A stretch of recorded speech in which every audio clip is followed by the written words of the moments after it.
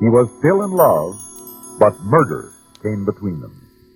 In a moment, Act One of The Old Boyfriend, starring Elspeth Eric and Joseph Julian, and written especially for Suspense by Peter Fernandez.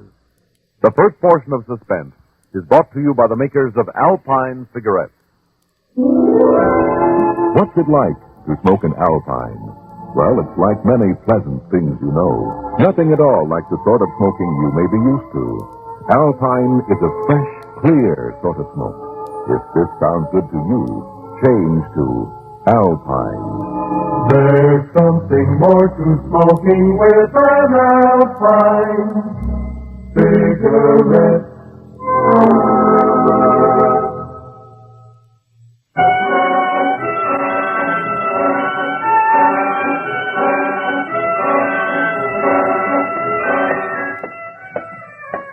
Maggie? Maggie Sloan. Oh, yes, my name was Sloan years ago, but since I married... Don't you know me, Maggie? You do look familiar, but I... Maggie, take a good look at me. They say a woman never forgets her first kiss. Jack Tyler! Yeah! Well, of course. Well, tell me, how are you, Judd? You have changed. It's very good to see you. You're looking great, Maggie. Just great. As usual. Well, thank you, Judd. Let's see now. You must be married to Bill about 10 years. Oh, well, I guess you don't... Must be a little girl, huh? Yours and Bill's. This is my daughter, Babette, honey. This is Mr. Tyler. Hey, Babette. Hello, Mr. Tyler. Well, I'd love to get together and talk over old times, Judd. Won't you come out to the house for dinner some night soon? I don't think Bill would exactly welcome me. Oh, well, wait a minute, Judd. I guess you don't know about the accident. Accident? Yes, Bill was killed in a hunting accident last year. Oh, no. Oh, I'm sorry to hear that, Maggie. I really am. I've been away. Well, anyway, I would like to see you, Judd. Do you have any plans for dinner tomorrow? I haven't been out long enough to... No plans, Maggie. Well, that's fine. We're at 40 Sycamore Drive. It's the house in the Well, corner. thanks just the same, but I don't know if I'll still be in town tomorrow. Well, just in case you are, please look us up. Yeah, I will. That's a promise. Bye, Maggie. Goodbye, Judd. Good luck.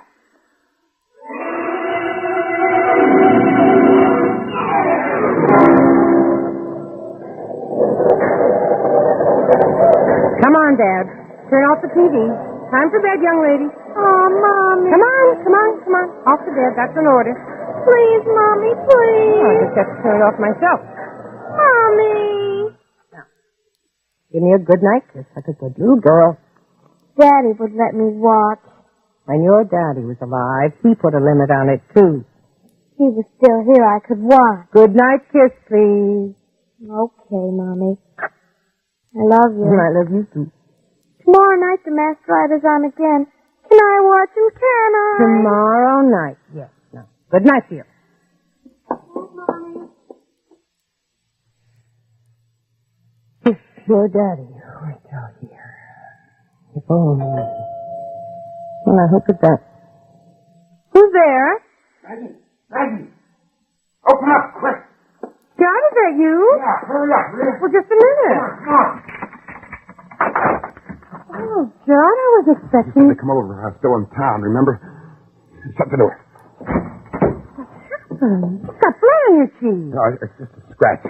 I'm going to pull down these shades. What's the matter? Nothing. Don't tell me that. You're trying to hide. You're hiding from the police, aren't you? Better. Now, look, Maggie, I'm not going to cause you any trouble. I just need to lay low here for a few hours before I slip out of town. What have you done? You'll be better off if you don't know. I want to know. I want you to tell me. Well, Maggie, it was seeing you again earlier today and realizing what I lost years ago. I saw a chance of maybe fixing myself up and coming here to dinner like you asked me and maybe us hitting it off again. I had a dream, Maggie, a real pip of a dream. You've come here to hide. Yeah. Why? I had a gun. It was under my jacket when I met you today.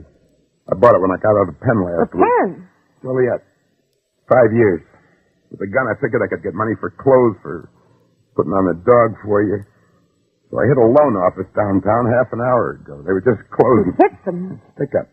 Only the guy had a gun, too. It was him or me, Maggie. You can't stay here, Judge. Shut the door. If you needed money, I'd have loaned it to you, or I'd have given it to you. I could have tried to find a job for you, but you might even have killed that man. I did. Shut the door, Maggie. Get out. Shut the door. Lock it. That's better. Judson, please get out and leave us alone. I can't. Not as long as the cops are searching this town for me. So come on now, let's go into the kitchen. I gotta get something to eat. There's a refrigerator in there and a stove. You go ahead and help yourself. Will you call the cops? Come on. The gun. Maggie, we're old friends, remember? You loved me once. Don't make me do this to you. Can't you help me? You were in trouble of another kind. I tried to help you, but this is something else. Mommy, I can't sleep. Can I watch some more Go TV? back upstairs, Dad. No, let her stay. Oh, hello, Mr. Tyler. Hey, kid. Hey, a gun. Bang, bang. Dad, you go back to bed. Now, that's an order. Let's all go into the kitchen. All of us. In order, too. She's just a I child. won't hurt her, not as long as you help me. Remember, I'm an old friend. You keep my daughter out of this, please. I might. How about it? You gonna fix me a good meal? I guess I'll have to. Come on, Dad.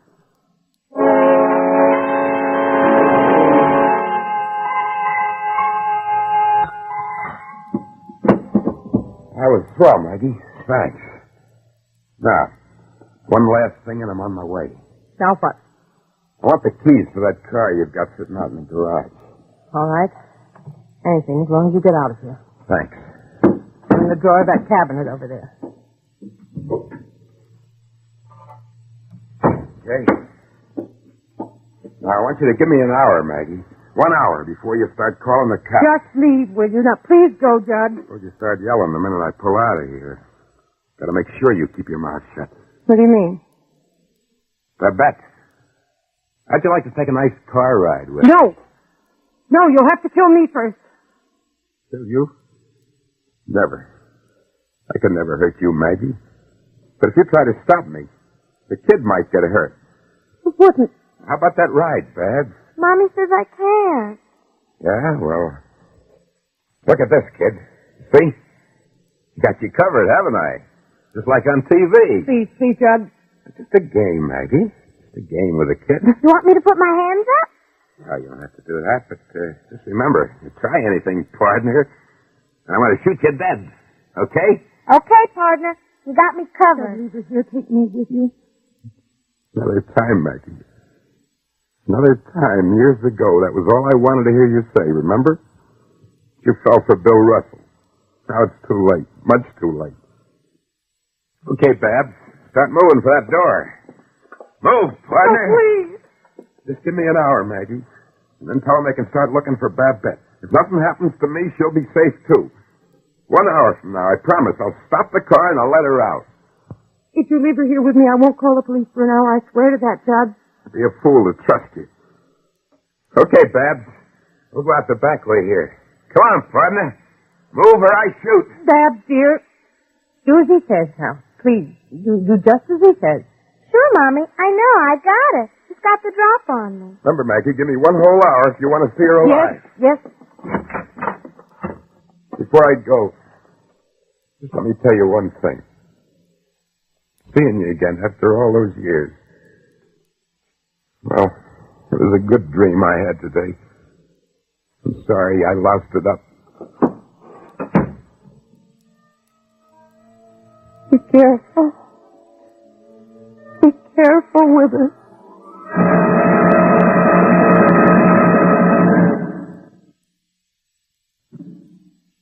In just a moment, the final act of Suspense. Hi there, this is Phil Silvers. Glad to see you. Here we are in the Green Mountains of Vermont. I'm about to interview that renowned bird watcher, Mr. Lester Blick, about the new Ford Fairlane. How do you do, sir? Not doing well at all. You know it's been a month since I've seen a yellow-bellied sapsucker. There, don't take it so hard after all. When you've seen one yellow-bellied sapsucker, you've seen them all. Say, what do you think of the new Ford Fairlane? The Fairlane's the key to my success. Them birds fly mighty fast, but my Fairlane moves right out after them. Got that new Challenger 260 V8 engine. Zoom! Uses less gas than the standard size six-cylinder car, too. And the Fairlane V8 costs less than some compact sixes. Don't forget that. Forget it. It's darned important. Every penny counts. Yes, not much money in bird watching. The take-home pay is small, very small. You folks out there, you haven't driven a new Fairlane V8 yet? Go down to your Ford dealers and do it, I'll tell you about it. Hey, I just spotted one so long. A double-breasted seersucker. Run, run, you bird watcher, you.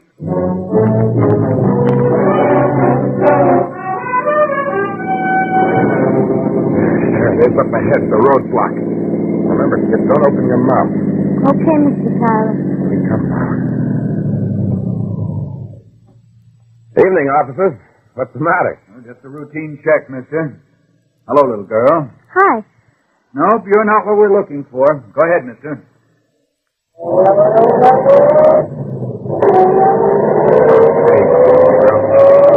Just like your mother. Hey, what's wrong with this bus? Mommy and me got stuck last week. Right on Main Street. Didn't you get it fixed? I don't know. Losing speed. Those cops right back there at the roadblock. You sit right there, kid. Just keep sitting there.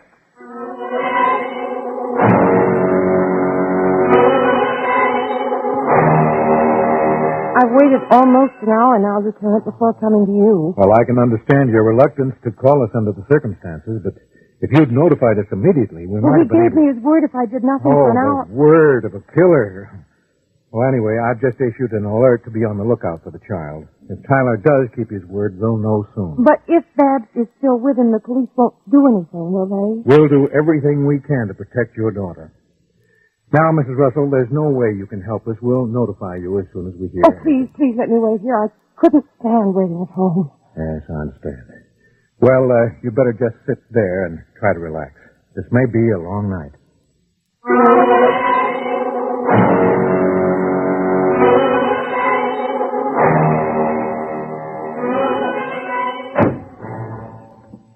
Told you to stay in that car. I just want to watch, can I? Well, okay. Here, you can even help. Here, take this light. Hold it for me. Okay. I'll flash it on this carburetor, will you? That's better.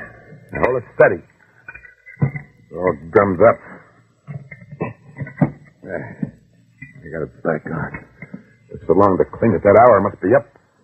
Hey. The cop's car is pulling away from the block. Coming this way. Quick, douse that light. Huh? Give me that flash, will you? That's it. Now, close the hood. Okay, get into the car, quick. Okay, Mr. Tyler. Get in. Me with you. Remember, kid, like before, keep your mouth shut. We want to talk to you, mister. Come out of there. Hold still, kid. I got the gun right on you. Come out of there, Tyler. Tyler. They know. Missed. Scared, Mr. Tyler. Duck behind that car. Here's my chance to pull out of here. Come on. Why doesn't it start now? Get out of there, Tyler, or we'll shoot. What's the matter with this crate? I want my mommy. It started. If I could, it'd start it off now. You're having a chance, Tyler. Might as well come out. Don't have to take me. Well, I'm waiting. See, kid, as long as I've got you, they ain't going to get me.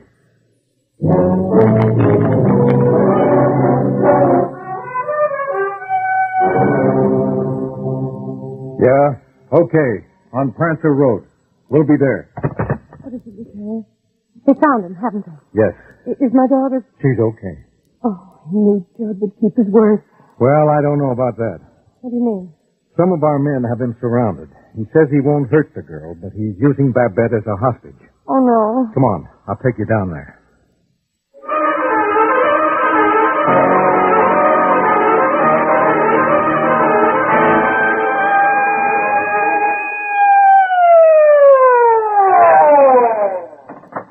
Well, McDonald? He won't come out, Lieutenant. Anybody hurt? He tried only one shot. It missed. Better radio for an ambulance anyway. We might be needing it. Yes, sir. Stay down behind this car, Miss I'm Walker. all right. He won't hurt me. You'll hurt anybody to save himself. I've got to get Babs away from him. Well, that's our job, and we're not going to try anything that'll jeopardize the I child's don't life. think there's anything you can do. We'll see. Now, you stay right back here. That's an order. Lieutenant, I'll give you a chance, but if you don't get Babs away from him, it's going to be up to me to do it. Fair enough. Now, stay there. Williams, you and Mallard, circle around to the other side of that car. I doubt if there'll be any chance for a clean shot until we get the girl clear of him. So hold your fire. Now, give me that speaker. Here you are, Lieutenant. Tyler, now listen carefully to me. That man you shot today in the loan office, he is not dead. He is going to be. All right. You are not facing a murder rap. That's a trick. That's what the cops are trying. I know he's dead. Be smart, Tyler, and save yourself. Missed again. I'll shut him up with his stupid talk. Look, there's Mommy. Huh? Where? There. Coming from behind that car. Hey, she's coming over here. Watson? John, I must talk to you. Keep away from me, Maggie. I'm warning you. The police wanted me to keep away, but I know you won't hurt me. Don't do this to me, Maggie. Don't force me to turn this gun on you. Can I talk to you, John? There's nothing to talk about. Yes, there is. What? Us. Don't hand me that. The cops put you up to this. No, I swear they didn't. May I get in and talk to you? Won't do you any good. In a minute, I'm going to make a deal with the cops. They'll give me another card, and by morning I'll let the kid go. John? Please, can't we talk? Well, okay. Come here, kid. Make room for your mother. I'm warning you, Maggie. I got 4 shots left in this gun. They bring me in, I go to the chair anyway, so I got nothing to lose. You sit over here, Bart, on the other side of me. No, the kid stays right here. I don't want to miss. Bart, if I'm sitting right next to you instead of my little girl, you can shoot me just as easily. Now come around me, Babs. Mommy. It's all right, dear. Everything will be all right. Now, that's it. You're trying to be tricky, Maggie. I'm only trying to save my daughter. You've still got a hostage. You got me. Right, you said you wanted to talk about us. First, let me open the door. Let me send Babs over to the police. No, let's talk. I've got Babs on the other side of me now. And before we talk, I'm going to see that she gets out of this car. No. If you pull the trigger of that gun now, you'll kill me, Judd. You go ahead, Babs. You go over to the policeman. Go on, do as you're told. You come too, Mom. I will in a little while. Now you go over there and you wait for me. Go on. Go on. And run, Babs, run. All right, Mommy.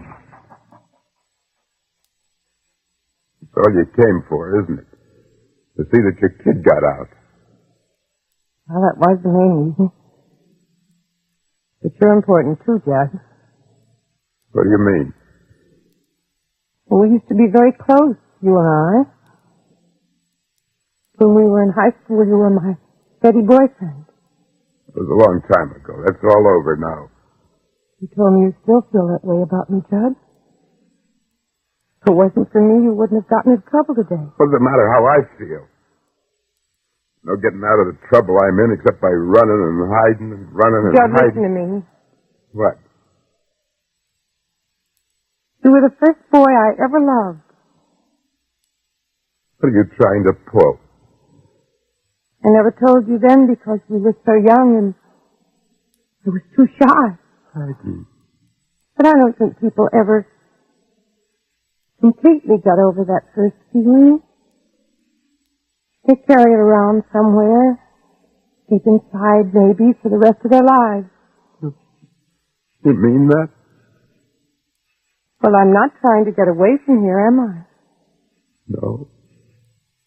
I'm sticking with you because I want to. You'll need a hostage when you try to get away from here. Risking your life for me? I'm giving you my life. You'll either have to kill me or you'll have to use me as a shield and one of their bullets might kill me. But Maggie, Either way, I'll probably get killed. We cannot give you any more time, Tyler. Throw down your gun and come out with your hands up. just shut up and give me time to think. I'm staying with you, Judd, whatever you decide. To see you kill Maggie. That gun of yours is aimed right at me. I don't know if I could kill you, Maggie. Not you. You can do what they ask. And what I'm asking. We still mean something to each other. I just don't know, Maggie. All I know is I can't hurt you. So then give yourself up, Judd. Give myself up. Yes. For me.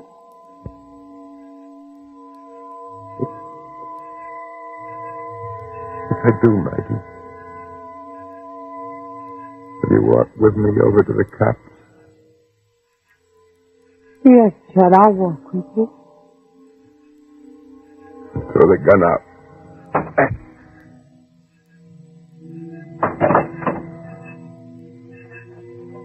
Come on, Judd.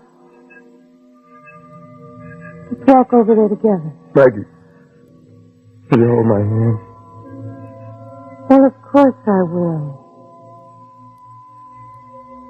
Just like years ago. Just like years ago.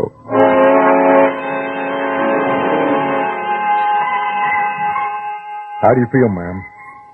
Well, I'm still shaky, Lieutenant, but very glad to be alive. Talking him into giving himself up. I don't know how you did it.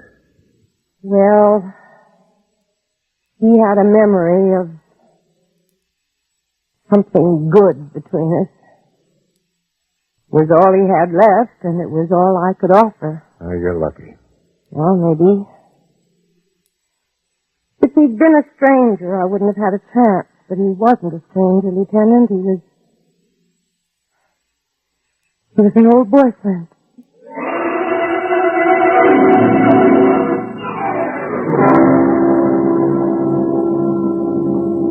Suspense. You've been listening to The Old Boyfriend, starring Elspeth Eric and Joseph Julian, and written especially for Suspense by Peter Fernandez. In a moment, a word about next week's story of Suspense. Sherlock Holmes could be described as a reflective detective. Richard Hayes could be described as one heck of a singer. Now, you may not get the connection, but you'll get the proof, Watson, when you listen to the CBS Radio Network's Richard Hayes Show. Weekday nights, Richard and his musician friends, that's Norman Paris and the boys, search out mighty fine music and a guest or two and come up with a solid solution to the riddle, where's the fun? Hear the Richard Hayes Show every weekday night. Suspense is produced and directed by Bruno Zerato Jr., music supervision by Ethel Huber. Featured in tonight's story were Francie Myers as Babs and Lawson Zerby as the police lieutenant. Listen again next week when we return with Date Night, written by William N. Robeson, another tale well calculated to keep you in suspense. And now, a tale well calculated to keep you in suspense.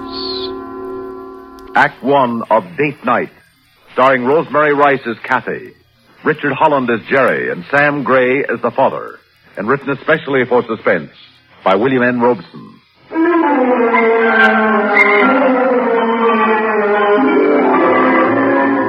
father can't be too careful, not where his daughter's concerned. That's what fathers are for. But, Daddy... No buts about it, Button. I want to meet this young man. I assure you, he is a perfectly respectable, charming, intelligent young man. Oh, then you should be proud to introduce him to your parents. Mother? Your father's right, Kathy. Oh, but it's so medieval. Like I was still in dancing school or something. Not at all, Button. Father, will you please stop calling me Button?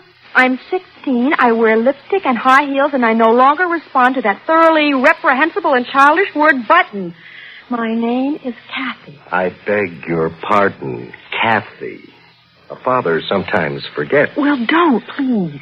Especially in front of Jerry, if you still insist on meeting him. I do? Well, I don't see why. Let's say to see if he measures up. To what? To my idea of the kind of young man who is worthy of you. Oh, he won't. No one ever has.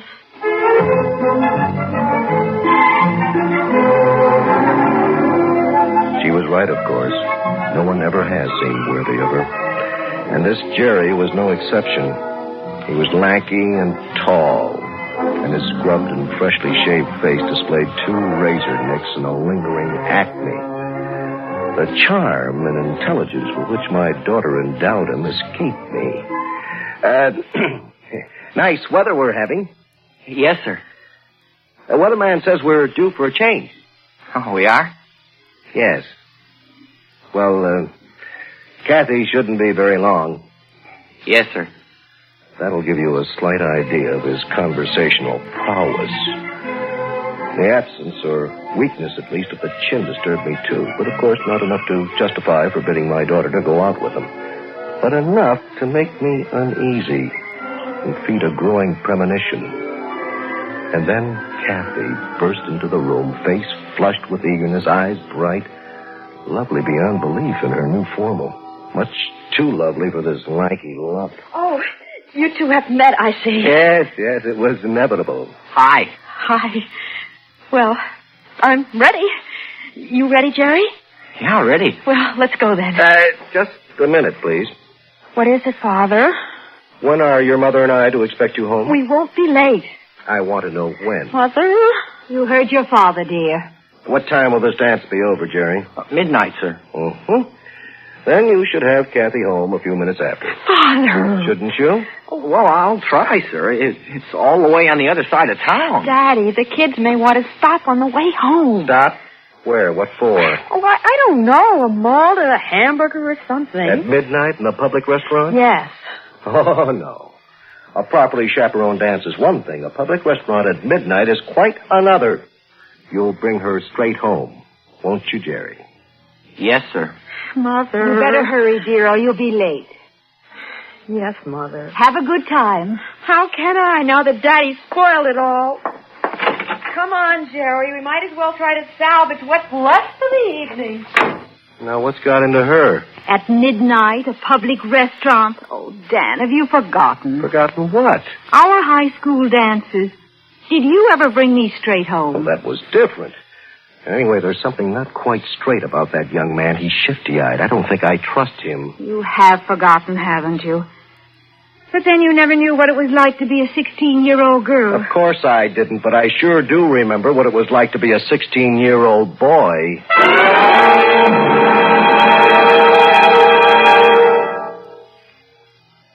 In a moment, the second act of Suspense. How could a 13-year-old American boy living in Naples, Italy, help a Nobel Prize winner in the middle of Africa? This was the question Bobby Hill, son of an Air Force sergeant, put to himself one day. Bobby's plan was the outgrowth of a man-to-man talk with his father. Staff Sergeant Henry Hill was anxious for his son to understand the peaceful aims of the North Atlantic Treaty Organization. After all, NATO was the reason why the Hills were living overseas. To Bobby, the talk was inspiring. He had heard the story of Dr. Albert Schweitzer's work in French Equatorial Africa. Bobby knew of the famed doctor's desperate need for medicine. So he asked his father and friends to buy some he could send to Dr. Schweitzer. For transportation, he appealed directly to Lieutenant General Richard C. Lindsay, commander of NATO's Allied Air Force, Southern Europe. The response from everyone was almost immediate, and the Italian press, radio, and television gave wide publicity to the project. Soon, contributions poured in from all over. By the time the planes took off for Dr. Schweitzer's headquarters, Bobby Hill's desire to help had resulted in some $400,000 worth of medical supplies. Recently, Bobby, now 14, returned to the United States to accept a People-to-People award at the White House. He was further honored by being asked to act as an emissary for the Medical International Cooperation Organization for the delivery of a hospital laboratory to Dr. Schweitzer's Jungle Hospital. Honor and praise has been generously bestowed upon this young American Negro boy. To him and to his Air Force father for inspiring his son should go a vote of appreciation from all Americans. Together, they have dramatically reminded us that we are Americans. As we go, so goes America. It's quiet now. Late evening quiet on the quiet suburban street where you live. Mary had gone to bed an hour ago. The crackling fire has become the red silence of embers. It's quiet, save for the tick-tock of the clock, punctuating the silence, marking off the duration of Kathy's date. Each tick that much further from her leaving. Well, each tock the nearer to her coming home. Your chest is tight. Your breath short. You're worried. Anxiety has clamped you in her clammy claws. Oh, this is ridiculous. Turn on some lights. This isn't the end of the world. It's just your daughter's first big day. She's out having a wonderful time at the high school dance. She'll be home before long. What's that? A car. She's home early. Maybe she didn't have such a good time. Maybe something's happened. Kathy? Kathy? Is that you, Mr. Foster? Yes. Oh, is anything wrong? No, nothing. I thought it was my daughter. The neighbors. Just the neighbors coming home from the movies. Tick, tick, tick, tick on your leaden-footed marker of time. Where were you yesterday and the day before and all the days before that for the last 16 years? Where was time when Kathy was growing up? It escaped us. It was gone before we knew it. And I never got to know her.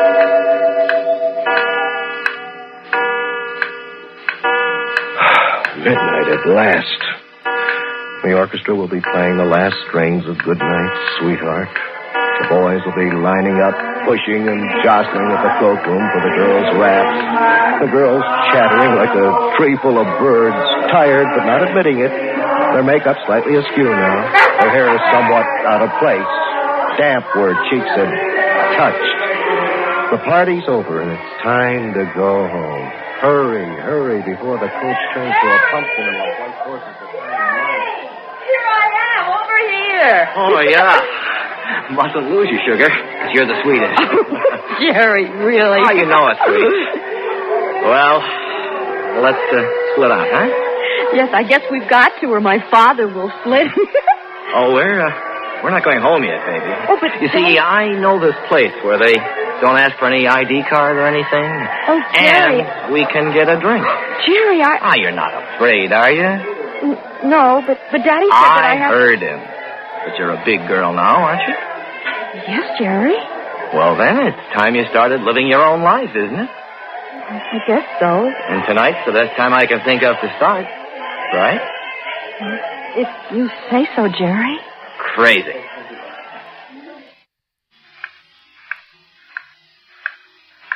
That's the way it is. You're sure that's the way it is. You should have followed your instincts and forbidden Kathy to go out with this friend. You knew it from the moment he walked through the front door, shifty-eyed, evasive, a criminal face. And now he's beyond your reach. There's no way to stop him, nothing to stop him but Kathy's sense of values.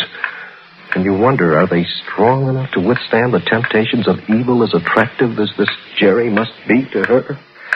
You wonder. You ask yourself. You don't know the answer. You just don't know. How about this pad, huh? Oh, Jerry, the most. Swinging, huh, Chicklet? Oh, yeah. You know, I often wondered what it was like, but I never never thought I'd get a chance to go inside. All it takes is knowing the right people, sweetmeat. God, I guess I'm a pretty lucky girl to know you, Jerry. Oh, you might look at it that way. Have a cigarette. Huh? Oh, no, thank you. I don't indulge. You never have, have you? No. Well, there's got to be a first time for everything. I don't think I ought to, Jerry. Why not? I thought this was your night to start living your own life. Yes, but Here, I'll light it for you. There you go. Oh, come on, it won't kill you. It won't? No. Go ahead, drag. Okay. Hey, sugar, take it easy. You don't have to become an addict on the very first one. You can learn to inhale later. I guess so. Oh, golly. You know, you look good like that. Cigarette in your hand. I do? Yeah. Like you was with it. Grown up like. Do you like me that way, Jerry? You know it, sugar. I like you a lot. A whole lot. Oh, Jerry. Yeah, Kathy. I like you a lot. I like you a whole lot.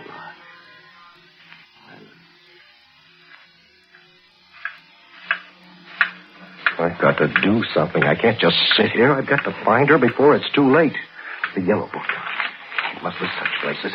I've got to stop her before she makes the greatest mistake of her life.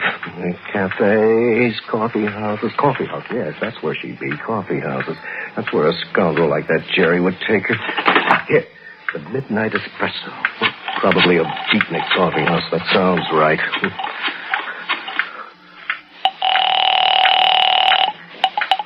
Like... Hello? Hello? Like hello. Is this the Midnight Espresso? Crazy. Is my daughter there?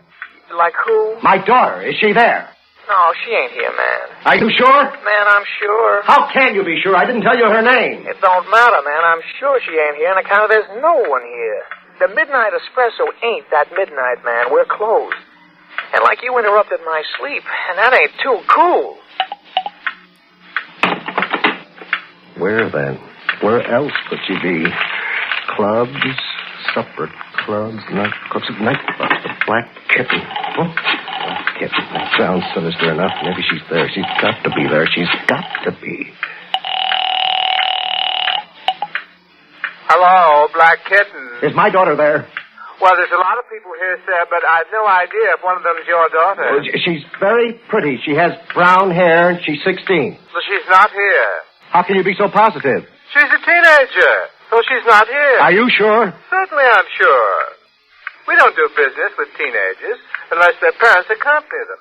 And you obviously aren't with her, so she's out for no good, right? Well, I hope not. So do I. But she's certainly not going to get in trouble here, because she can't get in the door. All right. Thank you very much. Of course, I should have known respectable places like the Black Kitten can't afford to take chances. But there must be others that don't care. There are always dives that are willing to profit from human weakness. You hear about them. You read about them in the papers after the trouble, after they've been raided, after someone's been murdered, or worse.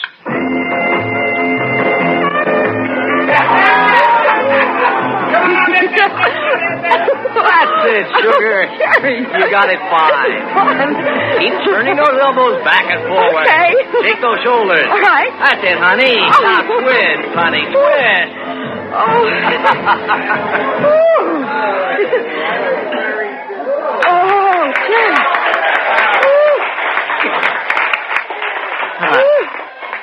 Wow, hey, that's hot work. You know. Well, let's go back to the table. Something to drink, huh? Oh, Jerry, I'm having so much fun. Well, that's what life's all about, sugar. Fun. That's the point. Here, have a seat. Okay. Jerry, where did this come from? What? Well, this bottle in a bucket of ice. Now you guess.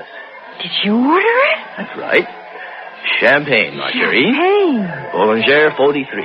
The best. Oh, Jerry. Oh, I couldn't. I never have. Tonight's the night to start, sugar. Jerry! There you are. Just like New Year's Eve on TV. Oh, no. Jerry, I'm afraid. Of what? I don't know. Look, you were afraid of the cigarette, too, weren't you? Yes? And it didn't hurt you, did it? No. You liked it, didn't you? Yes. Drink. Oh, no, Jerry, I shouldn't. Come on, kid, grow up. Yes, Jerry. Fine. Here's to us. To us. Jerry, I like it. Sure you do. Oh, Jerry, what a wonderful night. My first cigarette. My first glass of wine. I'm grown up at last, Jerry. Tonight, I'm a woman. That's right, sugar. Tonight, you're going to become a woman.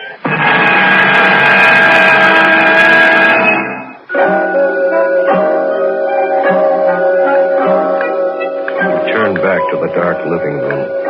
It's pleasant and quiet in the dark. You lean back, close your eyes. You'll rest a while in the quiet dark. You wait quietly in the dark and rest. But there's no rest. For the scene plays on to the next and the next. The story develops on the imaginary screens behind your eyelids.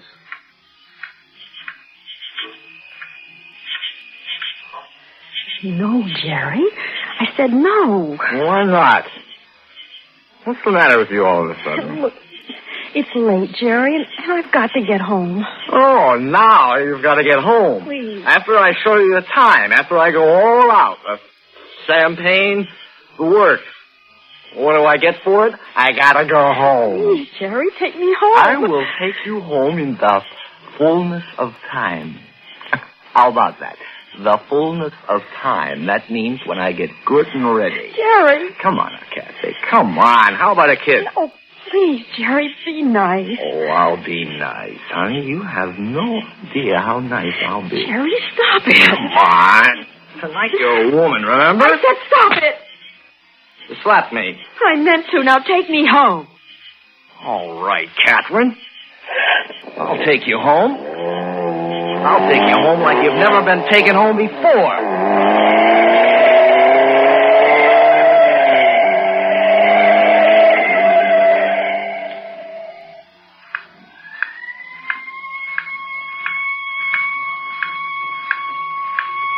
A siren. What kind? An ambulance siren? Well, maybe not. Listen carefully. Police cars have a deeper sound. Fire engines waver. No, it's an ambulance, all right. Something's happened to Kathy. Operator. Operator, this is an emergency. Get me the county hospital. I will connect you. County General Hospital. Hello. Hello, is this the hospital? This is the County General Hospital. Oh, yes. Have you had any emergencies admitted since midnight? A young girl, just 16. Name is Kathy.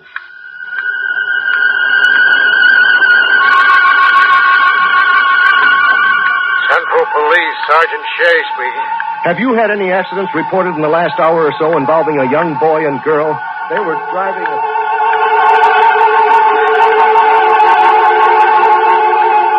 Highway Patrol, Crawford speaking. I'm calling about an accident that This is the city morgue. Please, I want to know if you brought in a young girl, 16 years old, brown hair, wearing a white party dress. Hold the line, please, and I'll check. Never mind. Daddy? Who are you calling at this hour of the night? The morgue. Why? What's the matter? What's happened? Suppose you tell me. Oh, I'm sorry we're late, Daddy. You see... And you, young man, what have you got to say? Well, sir, you see, it was like this. Excuses, alibis. I thought I told you to bring Kathy straight home after the dance. Yes, sir, you did. Well, then? What's all the shouting for? Oh, you're home, dear. Yes, Mother. Did you have a good time? We can save the social notes until later. I want to know where this young man has been with my daughter until dawn. It's only a little after 2, Dad. It's quite a bit after the time you were due home. Young man, I ought to give you a sound thrashing. Oh, Dan, really? You stay out of this.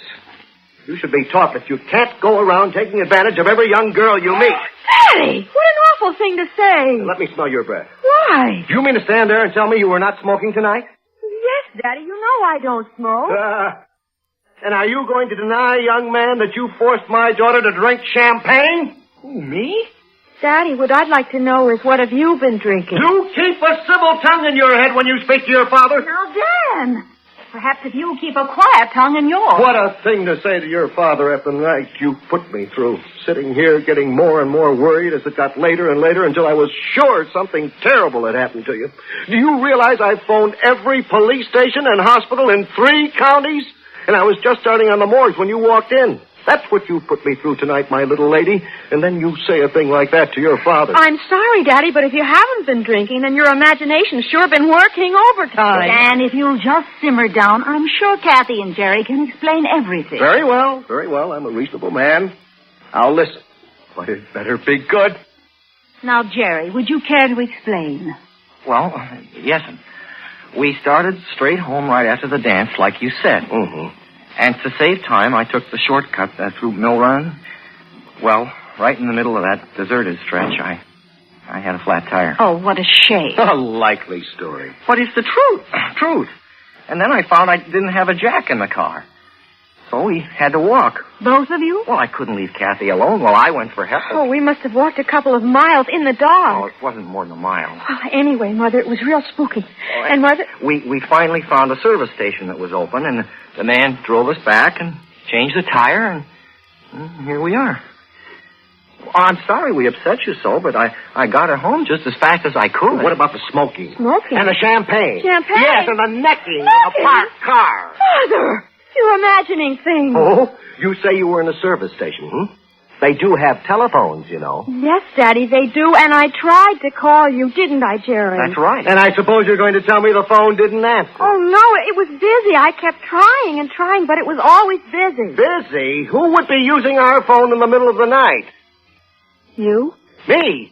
Yes, and if you hadn't tied up the phone calling up those hospitals and police stations and morgues, I'd have been able to get through and tell you I was all right. Oh. Why don't you come to bed now, dear? You've had such a trying evening. You must be exhausted.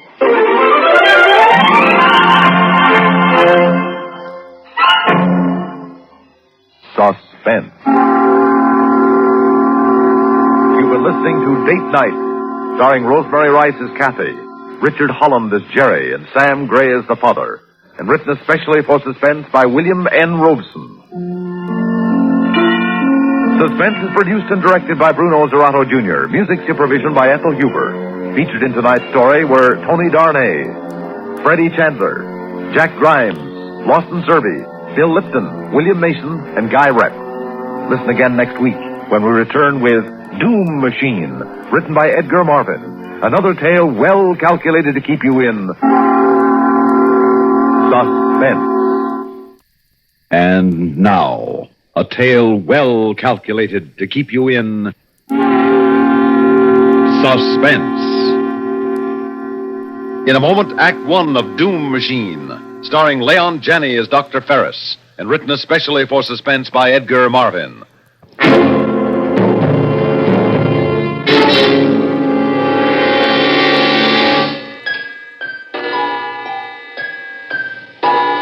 It's 8 o'clock in the morning, in the year 2500. On the outskirts of the great city is a large one-story house. In one wing of this house is the laboratory of Dr. Atlee Ferris, who is seated behind an enormous horseshoe-shaped desk, studded with levers and small blinking instrument panels. Morning, Dr. Ferris. Good morning, Jack. I tried to work out those calculations you left as best I could. I hope I have them figured right, sir. Never mind, I won't be able to use them anyway. I lost the train of thought on that wide pattern we were following. Oh, it's too bad, Dr. Ferris. You were so far advanced on it. Well, I'm only human, Jack. I'm not a machine. In fact, my humanity practically conspires against me. The level of concentration I need is fantastic, Jack. But I'm not pure brain. There are disturbances, distractions, emotional upheavals. That's what life is, Dr. Ferris. We can't avoid that. But if there were pure brain, Jack, a mind that would hold pure thought and nothing else, that would carry out the logical sequence of thoughts into action without any deviation from its purpose, regardless of any distraction or human consideration. There's no such thing, Dr. Ferris. It would be monstrous. Perhaps, but it would succeed in its work. Whereas we, because we're human, too often are distracted and fail. I'd rather fail than be just a brain. Yes, because you're human. And you won't admit that creatures with a pure brain would be superior to you. Well, back to your work, Jack. I'm just talking to myself anyway. He doesn't understand how limited the human mind is. Yes, that's it. That's what I need. A brain that isn't human.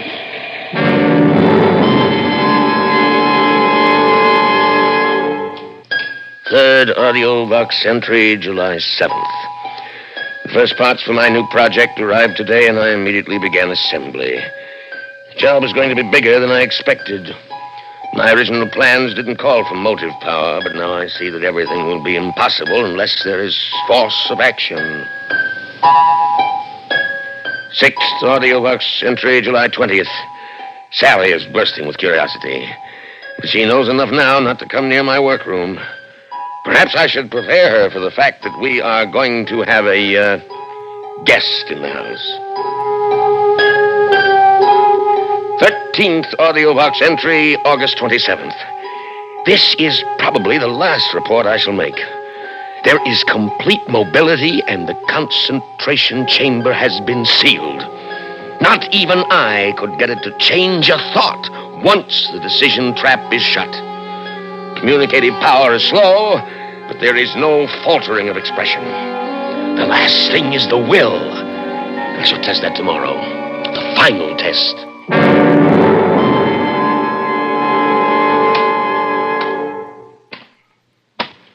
I hear something. Is that it, Dr. Ferris? I ordered it to report to me here in the laboratory at 10 o'clock. What time is it now, Jack? It's just 10, Dr. Ferris.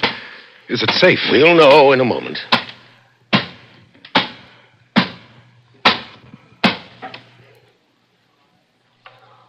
I am here, Master. It's enormous. The most enormous robot I've ever seen. This isn't just a robot. Inside that enormous metal body is the most advanced electronic brain ever devised. Pure brain. Maximum electronic mentality. That's what we'll call him. Max. I could think of other names. The real thing, Jack, is his power of concentration. His will is tied directly to action. He does whatever he decides. Nothing can stop him. Nothing can distract him. His will is as strong as the titanium he's made of. He's perfect, Jack. Perfect. Yes, he's perfect, Dr. Ferris. You've got what you wanted, a brain that isn't human. A thing completely without emotions.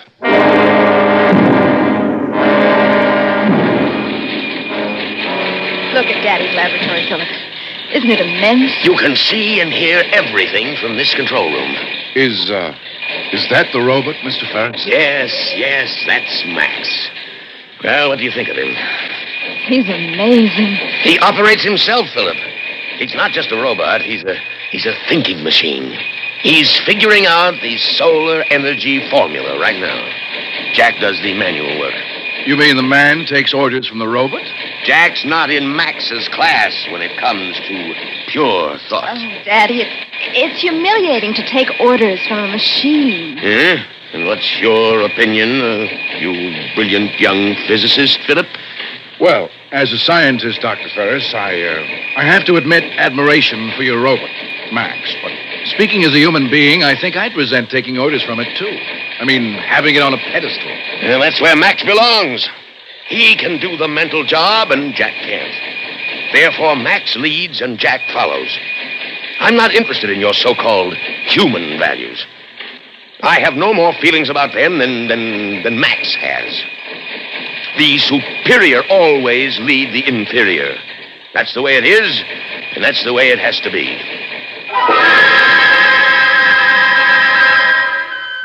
Ferris, I can't stand it anymore. I'm not working for you. I'm working for a machine, an iron monster. Oh, now don't be He knows foolish. it, too. I can feel it. He's cocky, Dr. Ferris. He gloats over us. Well, that's how you feel, Jack. Max has no emotions. He's just doing a job. I don't want to be a part of it. But he's going to succeed, Jack. Max is going to accomplish in a month what you and I have been working on for 3 years. I'm going to fly to the capital tomorrow to report on our progress. You can't quit now. I'm depending on you. How long will you be away? Oh, a few days, maybe a week.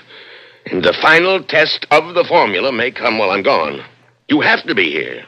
Well, if we're that close to the end, I suppose I can stick it out. Fine, fine. Now, if the test should come while I'm gone, I want you to record all the steps on the AudioVox tape recorder. I'll remember. Oh, and Jack, there may be some danger. You're going to be trapping the energy of the sun right in the laboratory. Radiation will be intense. Now, be sure you set the thermal drums in back of the solar tube so you can graph the heat measurement. The main thing, of course, is to be positive the formula's correct before you throw the switch. How much chance I'll have to figure that. Max makes all the decisions. Well, that's the one reason I'm not worried about the danger, Jack. You can trust Max. Whatever you think of him, you know that. I suppose so.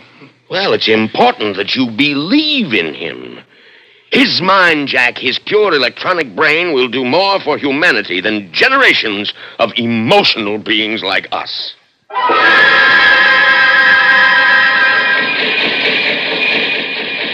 Home 23. Home 23. Omega 15. Omega 15. Thermodyne 24. Thermodyne 24. Set rheostat control. Set rheostat. Max, that's it. That's the test for solar energy, the final test. Set rheostat control. You sure we're ready for it, Max? Let me look over the formula. Formula is right. Well, at least let me see it. Do now. Now? Is there any reason why we must finish it this afternoon? We've been working all day. I want to look over the formula tonight and tomorrow. Must finish. Must finish. All right. Nothing stops you. Let me turn on the AudioVox tape recorder so we can record the steps. Not a chance to get anywhere arguing with a machine. Never tired, no emotions, no feelings. After this test, I'm through. Dr. Ferris will know I'm walking out. Set rheostat control. Just a minute.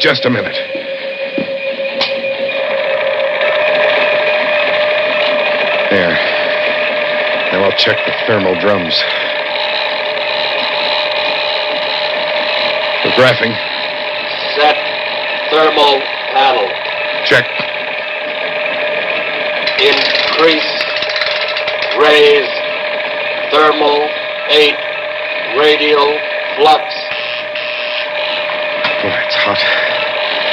We must be tapping the sun. Look at that control panel spin. Thermal 10. Radial flux 8.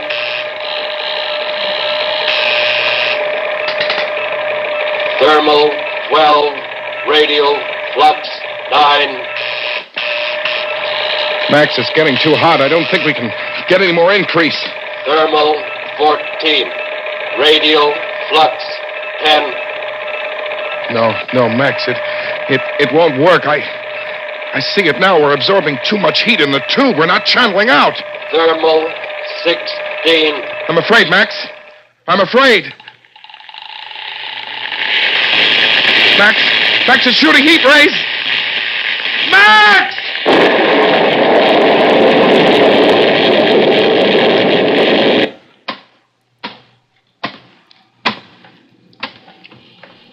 Jack gone.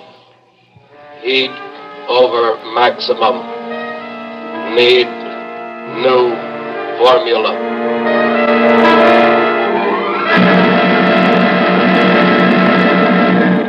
Wonderful, Max, wonderful. It's running on solar energy. With this machine alone, this laboratory model, we could power 100 factories. Heat too high. Yes, I checked the thermal drums. The heat is too high, but we can fix that. Take a little work, but we can do it. You have no idea where Jack is? Jack, gone. Yes, you told me that, but where? Well, I suppose he skipped out. He's been threatening that for a long while. Fine time to do it, though. That's human loyalty for you, and he used to say you couldn't be trusted because you had no feelings. Nothing would stop you from finishing a job. No petty human considerations. Check. Audio box. Yes, good idea, Max. I want to hear the steps in this experiment.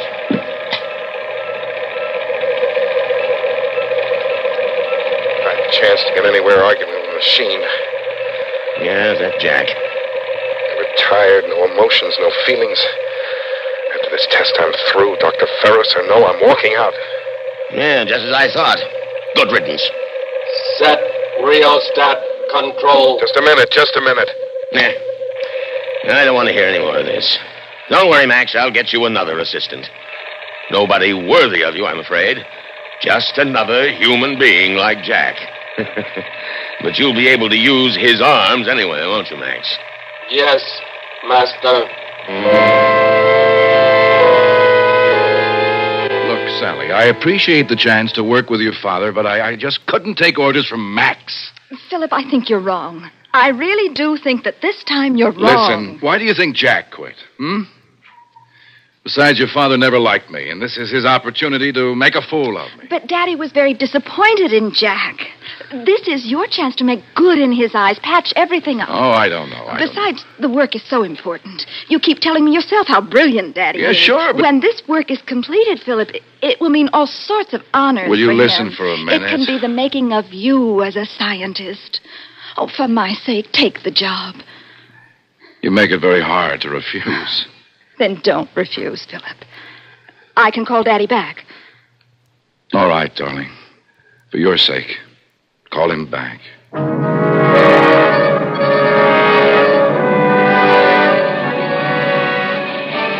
Now, Philip, the one problem we had was the excess of heat vibration in the thermal tube itself.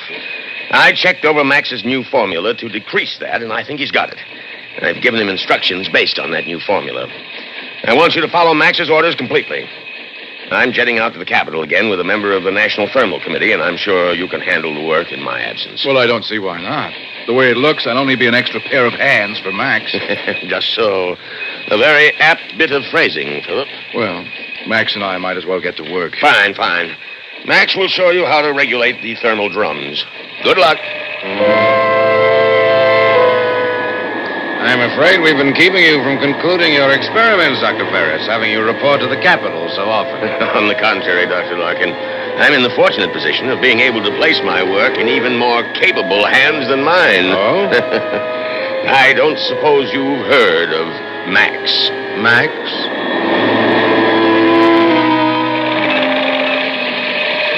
Primary field 23. Primary field 23. Secondary field 19. Coil 64. Secondary field 19, coil 64.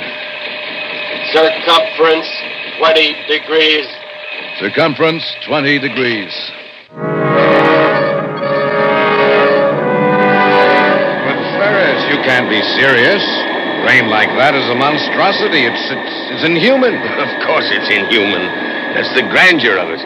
No feelings, no emotions, nothing to distract it.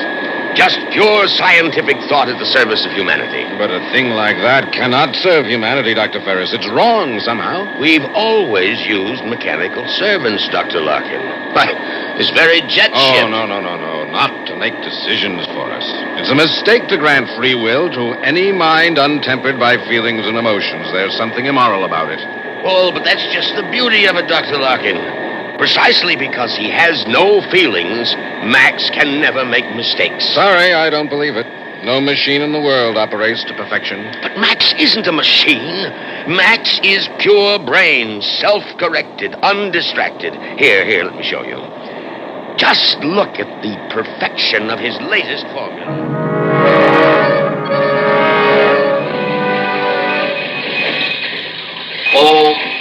22.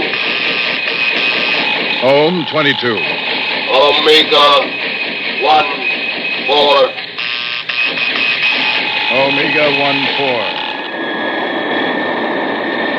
See? So he bases his new rheostat setting on Ohm 22, Omega 1, 4. Omega? Why Omega, Dr. Ferris? Isn't that a similar ratio? Good Lord. Good Lord. What's the matter? Oh, no. Larkin, Max has repeated the same mistake. It's as high a ratio as the other. It'll build heat rather than dissipate it. If Philip goes near the thermal control with that formula, he'll be cremated, burnt to an ash. Oh, Dr. Ferris, are you sure? Unfortunately, I'm very sure. That's what happened to Jack. He was... Oh, no. Larkin, I've got to go back. I've got to get back in time. If we don't get there in time, I'll be a murderer, Larkin. You hear? A murderer.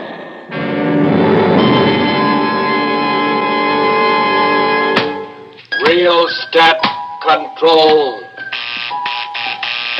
Rheostat control. Thermal panel. Set thermal panel. Well, Max, this is the big one, isn't it? We're all set to drag in the blazing sun. You know, you're not half bad to work with after a fellow becomes used to your infernal arrogance. Set thermal panel. And your infernal driving. There. All right, Max, old boy, fire away. We're on to glory. Increase raise. Thermal 8. Radial flux 6. Thermal 8, radial flux 6. Wow, this certainly builds up heat fast. Thermal 12, radial flux 9. Thermal 12, radial... Oh. Thermal 14, radial flux 10. Thermal 14. Machine's awfully hot, Max. There. Max, listen. I don't know about this. It's getting awfully hot. Philip, get away from that machine. Dr. Ferris, what's wrong? He's shooting thermal rays. You'll be cremated, burned to an ash. Into the control room, quick. Hey, easy. Now, stay there. The inso glass walls will shield you. Thermal 16, radial flux 12. Max is going to the thermal panel. I've got to stop him. Oh, please, Dr. Ferris, you'll be killed yourself. Now stay in there. Don't come out. Now, Max, listen to me. Your new formula was wrong. Wrong. Don't touch the thermal panel. You'll be destroyed. Stop, Max. Do you hear me? Not stop until finished. But not if you've made a mistake. Now stop, Max. Stop. Dr. Ferris, he can't stop. Nothing will stop him. That's the way you built him. He's only a machine. He has no understanding. No, he's not just a machine. He's pure brain. He must understand. Now, Max, listen. Your formula is wrong. You'll destroy yourself. Everything you've accomplished will be destroyed with you. Not stop. Not stop. Good Lord. He's found the switch. Dr. Ferris, come in here, quickly! Oh, the idiot monster! Dr. Larkin was right. It is something immoral, an inflexible electronic brain. No emotions, no soul, no reason. It's my fault, mine. Dr. Ferris! Look out! He's throwing the switch, Dr. Ferris! No, Max, no!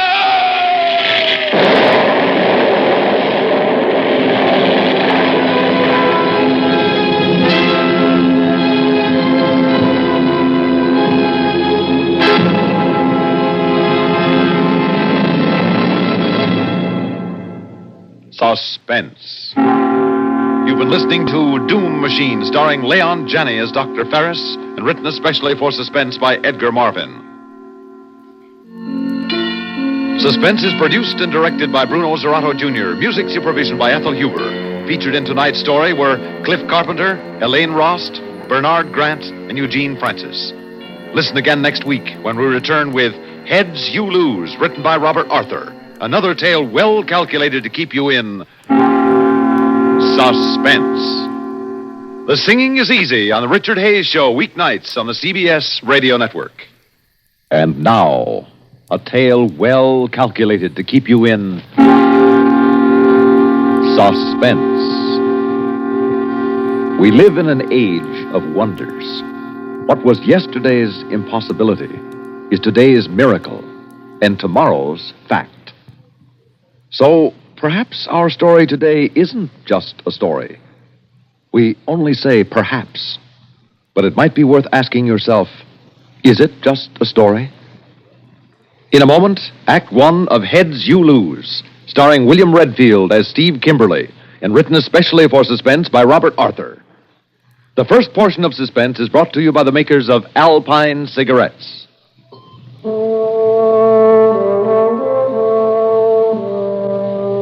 What's it like to smoke an Alpine? Well, it's like many fresh, light-hearted things you enjoy. It's like the splash of an oar on a quiet lake, like the sight of a flag rippling in the wind, the way the air suddenly cools during a summer rain. That's what it's like to smoke an Alpine. It's nothing at all like the sort of smoking you may be used to.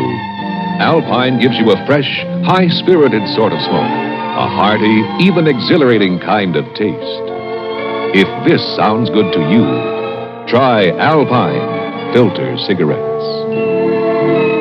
There's something more to smoking with an Alpine cigarette.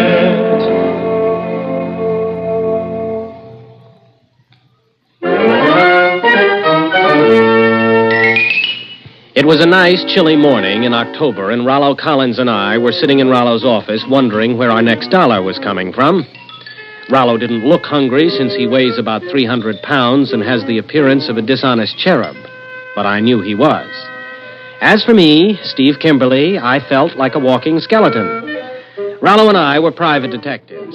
Now, I won't try to whitewash us. Let me just say nobody ever actually proved anything against us.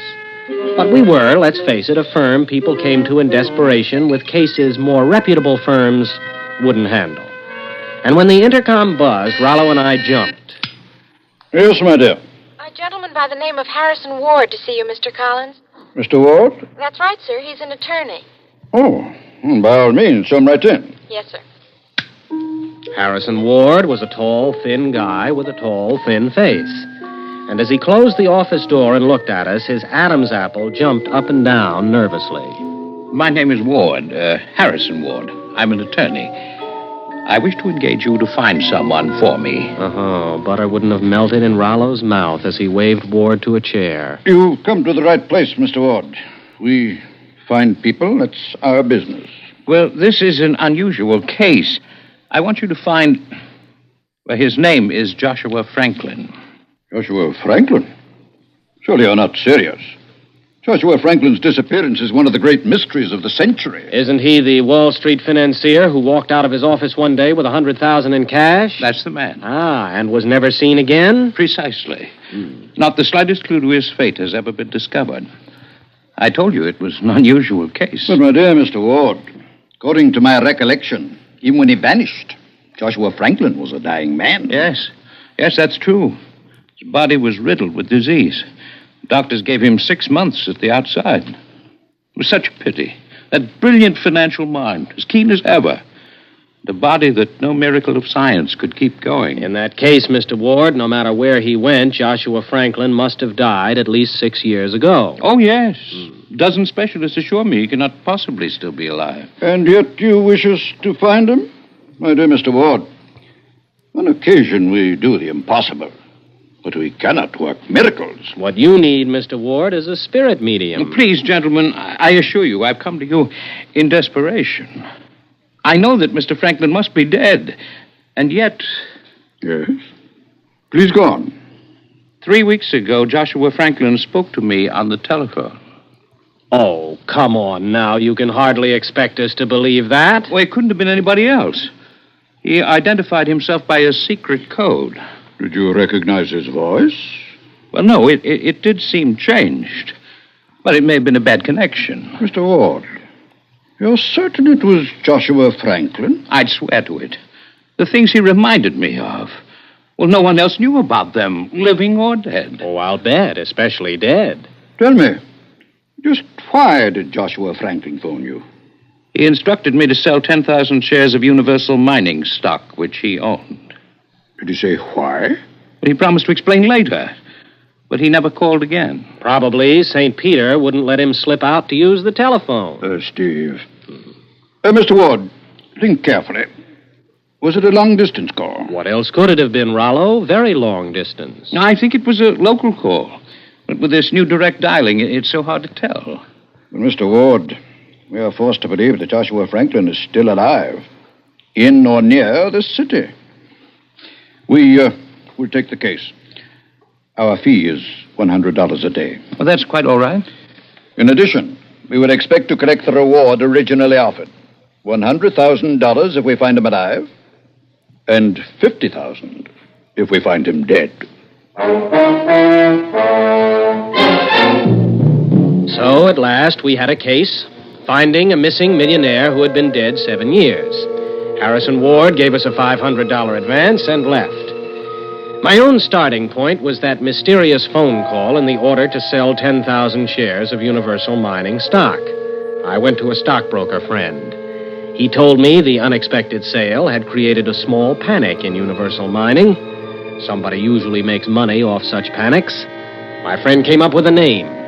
The name of an individual who had sold Universal Mining short just before the panic and made about $20,000. The man was an amateur, not an experienced Wall Street operator. I did some checking on the fellow and then reported back to Rollo Collins. You say his name is Green. Dawson Green? Mm-hmm. Don't place it. But somehow it's familiar. Professor Lawson Green, Ph.D., FRCS, and a lot of other initials. About 10 years ago, he was a professor of neurosurgery at a big medical college. You say he was. What happened? Well, he got mixed up in some kind of scandal, something to do with some rather radical experiments he was making, and he resigned. Since then, he's been living all alone out in the suburbs. And you think he made that telephone call and hoaxed our legal friend, Harrison Ward? Oh, Rollo, I think he did. He's the only one who cashed in on the deal. Curious, Steve. Curious. I wonder where he got that confidential stuff he told Ward. Maybe he knew Joshua Franklin once. Anyway, I'm going to find out. Sit tight, Rollo, while I go out and have words with the mysterious Professor Green.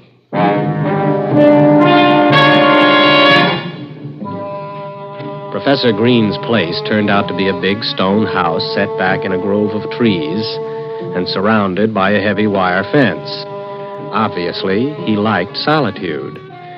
I drove into the local village and asked some questions. It turned out the professor had bought the place 7 years before and put in a lot of curious machinery.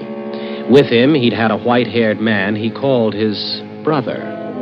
Only the brother had never been seen again. Yeah, and just 7 years earlier, Joshua Franklin had disappeared, too.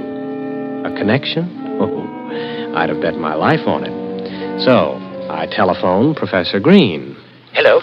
What do you want? Is this Professor Green? Yes. Who are you? Why are you calling me? My name is Steve Kimberly. I'd like to talk to you about an old friend of yours, Joshua Franklin. About who? Whom is the correct usage, Professor?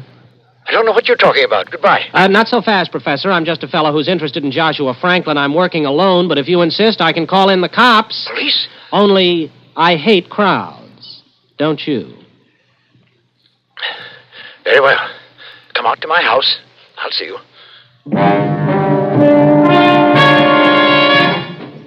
You see, sometimes the easy way is the best way.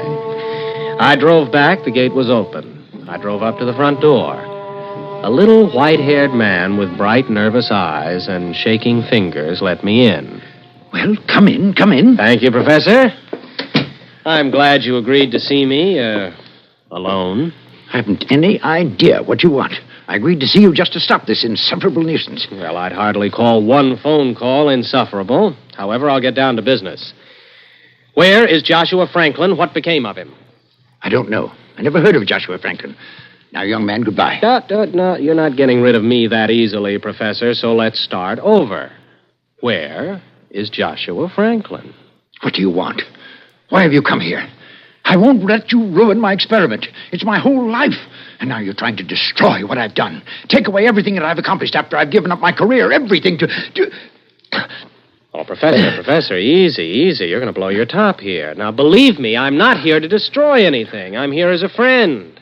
I want to help you.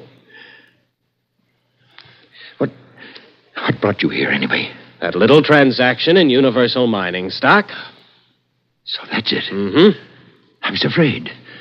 But he told me to do it. He?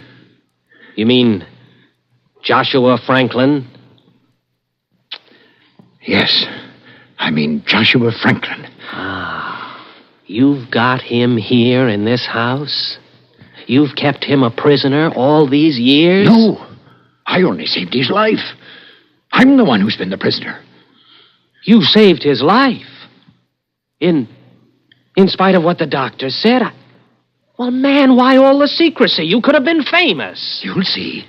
Yes, I'll take you to Joshua Franklin himself. And then you'll understand. The little professor led me down a long corridor to a heavy metal door, and as we went, my brain was clicking like an adding machine. I was busy trying to figure out my next step when Green led me down a flight of stairs into a pitch-black room. There was some kind of pump going. Here we are. Joshua Franklin is in this room. Uh-huh. Well, turn on the light. No, not yet. I'll speak to him first. Now, don't be surprised if his voice is, odd. Mr. Franklin, I'm here. How are you this morning? I'm tired. Tired beyond human endurance. I know. But I'm working on the problem. Soon you'll be a new man again. Don't bother to lie to me. I know the truth. You must be patient. It takes time and money. You'll never succeed, never. I was a fool ever to think you could. I should have died as nature intended. Finish me now and let me have peace. Please, you must be patient. I'll return later. Now rest. Now you can no longer hear us, unless you'll turn on the light. Hey, this is a laboratory. Nothing in here but apparatus. Where's Franklin? He's in here. He was speaking to us through this loudspeaker. Well, okay, then where is he? Over there, in the far corner. Oh, now quit kidding. All I see is that pump, a lot of glass tubing with some red liquid bubbling through it, and on top a black glass ball about 18 inches in diameter. To save Joshua Franklin, desperate measures were necessary. What do you mean? He's inside that glass ball. What? The pump keeps him alive. Inside that glass ball? Well, you couldn't get a man in that thing. You could just about get his... Oh, no. Exactly, Mr. Kimberly. His head.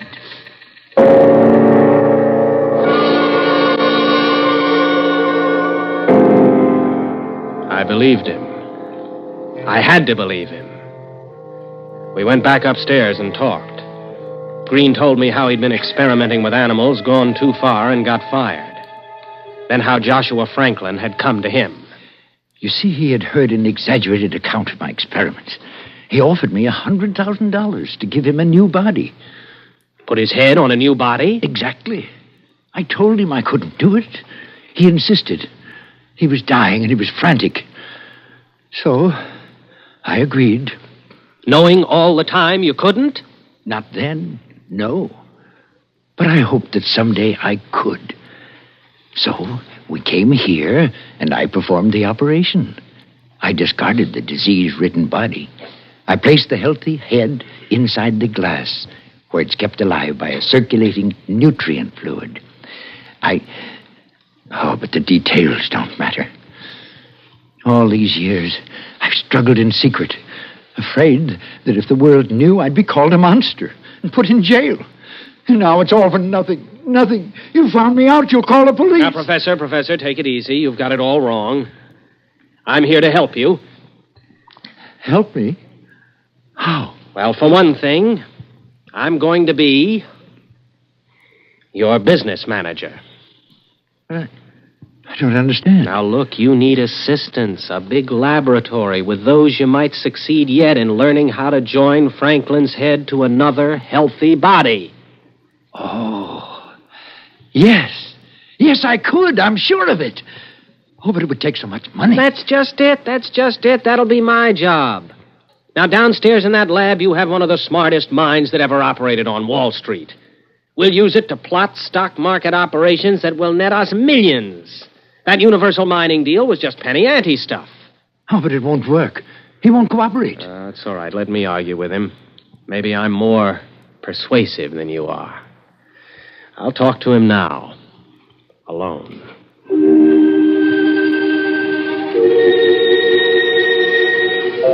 The professor finally agreed. He took me back down into his lab, switched on the apparatus, and left me alone. Mr. Franklin? Mr. Franklin? Can you hear me? Who's there? My name is Kimberly. Professor Green has called me in to help him with your case. It's too late. I have no hope. If you knew how tired I am, how terribly tired. Now, look, it's only a matter of money. With your help, we can get the money. I'm not interested. I refuse to help you. I tried to avoid my destiny, and I've been punished for it. But I've suffered enough. In the name of heaven, shut off the pump and let me go. Now, Mr. Franklin, Listen. I don't want to do... Are you interested in money? Well, sure I am. Isn't everybody? If you want money, I'll pay you $200,000. Does that interest you? It interests me a whole lot. What do I have to do for it? Just one thing. Shut off the pump. Shut off the pump? Let me find peace at last. If you knew how unendurable it is to spend your life in utter blackness, thinking, always thinking, please, Mr. Kimberly, tell me that you agree. Uh-huh. Well, why not?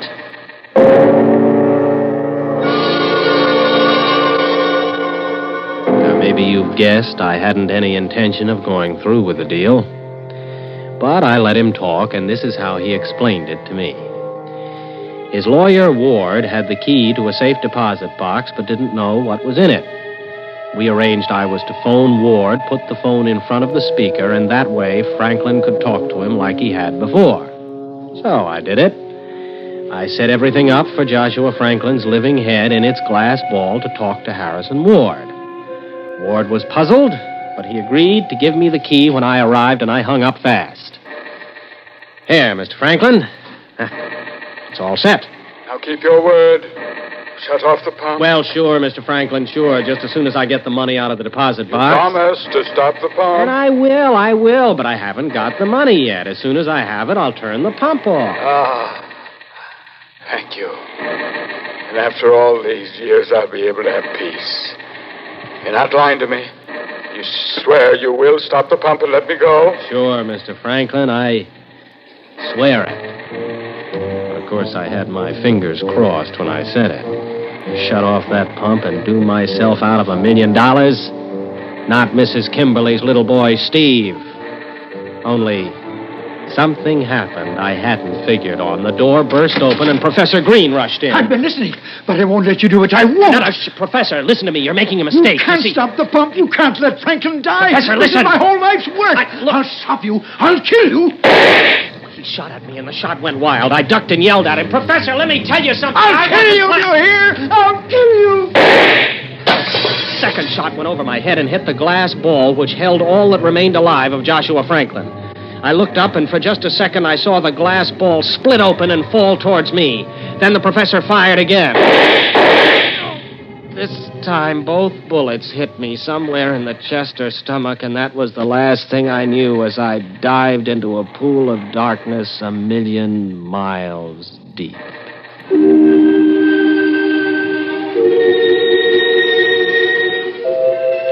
How long the darkness lasted, I don't know.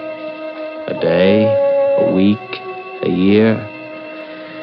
But at last, through the darkness that seemed to crush in on me like a ton of black velvet curtains, I heard Rollo's voice. Steve? Steve, can you hear me? Steve? I tried to open my eyes and found they were open, and it was still pitch dark. I moved my lips, and words came out. Rollo, I hear you. Oh, that's fine, Steve. That's fine.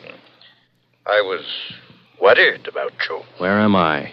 What happened? I remember Green shooting me, then... One question at a time, Steve. As for where you are, you're in Washington, D.C. In Washington? In a secret room down in the basement of a certain hospital, Steve, my friend.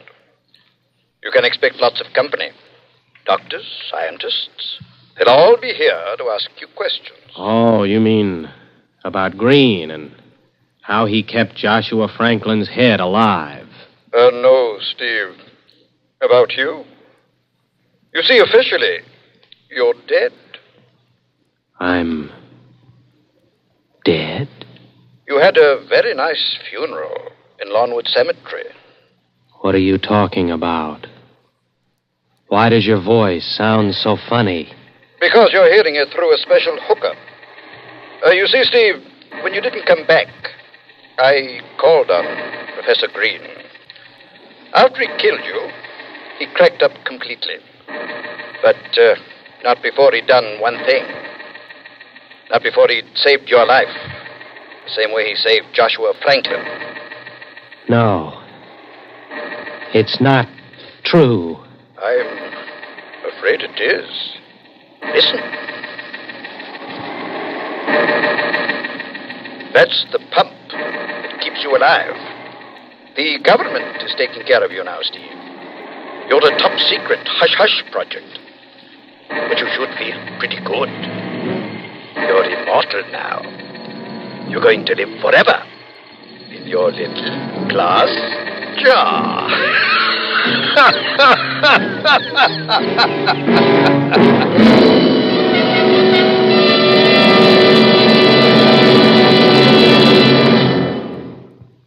Suspense. You've been listening to Heads You Lose, starring William Redfield as Steve Kimberly, and written especially for Suspense by Robert Arthur.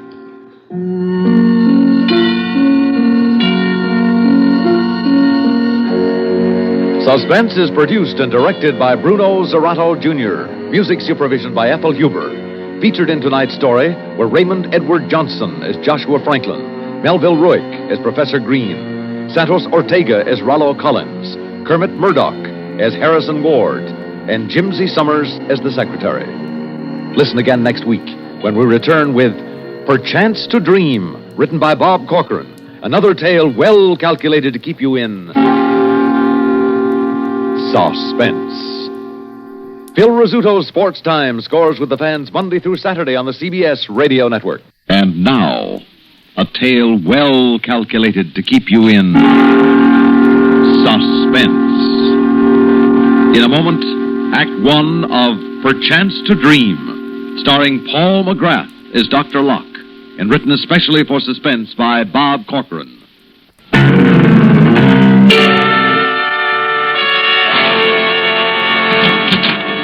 Well, Mrs. Foster, this meeting is certainly under more pleasant circumstances than our first. Yes, I'll never forget the day you called me, Dr. Locke. Please sit down. Thank you. But now you're giving my husband back to me fully recovered, and I do want to thank you for all you've done. Yes. Dr. Locke, is anything wrong? Isn't Paul all right? Well, Mrs. Foster, this is a general hospital, and as far as the abrasions, broken arm, skull fracture are concerned, we were able to effect a complete recovery. But, What is it? What's wrong? Now, when you visited your husband here, did he ever mention Ernest Masterson? No. He's the man whose wife... Was killed by your husband's car. Well, should Paul talk about it? I mean, isn't it better forgotten? Well, some things can never be forgotten, and even worse, some things are remembered wrongly. Wrongly? Yes, this was an unfortunate accident. A sudden blowout. The car whipped onto the sidewalk, and Masterson was badly injured, and his wife was killed. Now, you know it was an accident. I know it's an accident. We remember it that way. The police, the coroner's jury agreed that no one was to blame. Even Masterson has taken that attitude, remembers it this way. But you're afraid that Paul doesn't? I'm pretty sure he doesn't. You see, Since the accident was nearby, both your husband and Masterson were brought to this hospital. Masterson is making a good recovery, despite a rather weak heart. But it's taking longer because he's older. Well, has Paul said anything to him that makes you think something is wrong? Your husband won't talk to him. Won't talk to him? Well, why not? I'm not sure. It seems that your husband blames himself for the death of Masterson's wife out of all proportion to the truth. He's often depressed, Miss Foster. He doesn't talk. Often nervous, irritable. I've tried to talk to him. And Masterson's been to his room repeatedly, trying to show him there's no grudge, that he shouldn't go on accusing and blaming himself. But we haven't been able to do a thing. Guilt is a burden not easily thrown down, and it can become unbearable. Well, can't we do something? I suggested a psychiatrist might come in and talk with him. He was very clear in his refusal. Doctor, just what do you think? Well, I think, Mrs. Foster, that he's acted as his own judge and jury, and no one else was allowed at the trial, and I'm afraid the verdict was guilty. Are you sure of this verdict? That's not very scientific, I know, but I do know that something is wrong. And that something might happen? It's possible. And since it is possible, I must tell you of it, no matter how much it might upset you or how wrong I might be, and I hope I'm wrong. What might happen? Well, guilt is a terrible lever. Expiation is often the only thing powerful enough to pacify it.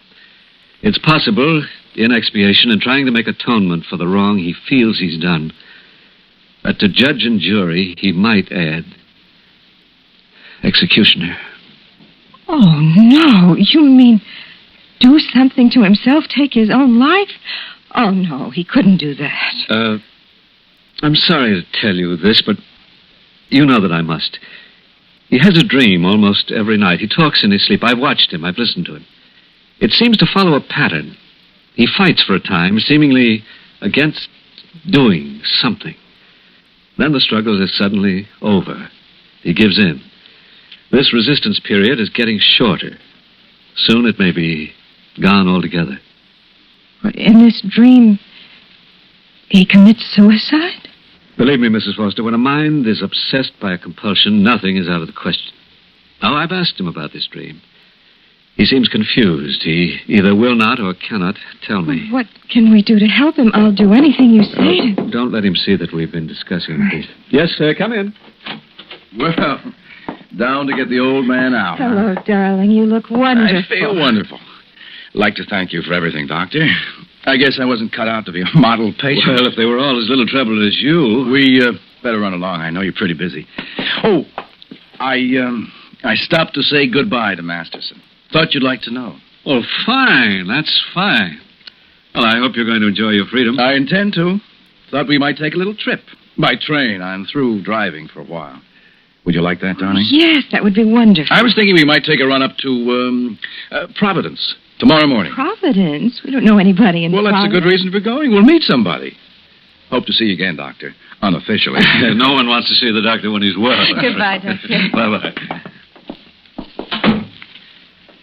But he's not well, Miss Clemens. I'll swear it. He seems fine. Seems, yes, but there's something... Too bad he couldn't have taken it all like Mr. Masterson. He lost his wife, and yet he seems completely without bitterness. I don't think I could be that forgiving. Well, Foster's guilt won't let him be forgiving either, to himself. If only we knew more, Miss Clemens, we could anticipate and block any attempt he might make. Break the pattern of his dream.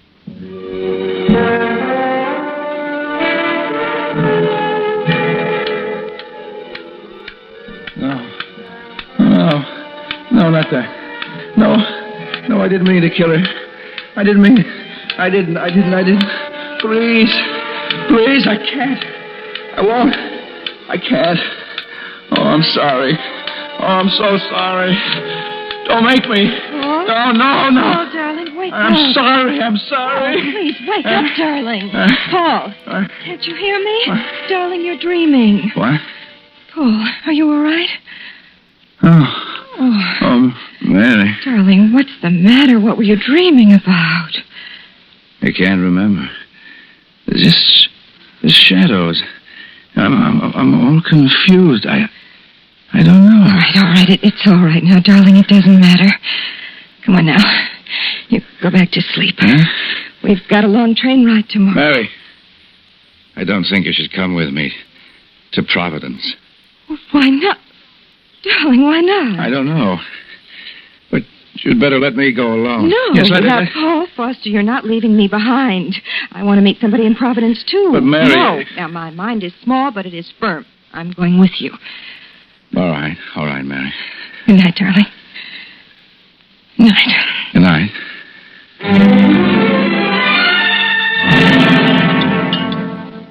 Now, what is that? Bill or fan mail? It's a note from Jan. Must have come by early this morning and dropped it in the mailbox. Anything to save a stamp. What's she got to say? Oh, you know, Jan, it's the usual thing. One of the children is sick. I'm sorry if this is upsetting, and I repeat, I may be wrong. But just to be safe, check his luggage in case. Just in case there's a gun or any other weapon. You still worrying about Mr. Foster, Doctor? Huh? Well, you're getting so you can read my mind, Miss Clemens, and I'm getting so I can't get him out of it. Oh. If I only knew more. I wonder if Masterson might know something that might help. It's worth a try. But I didn't want to bother him about Foster. Didn't think he could help. But now, at least it would be doing something. Will you get him, please, Miss Clemens? He'll be glad to help, and the walk from his room will do him good.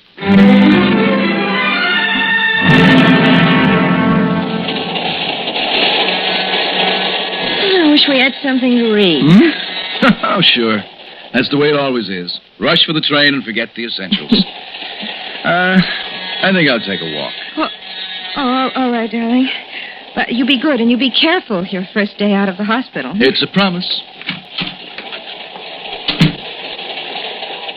Check his luggage in case. Just in case.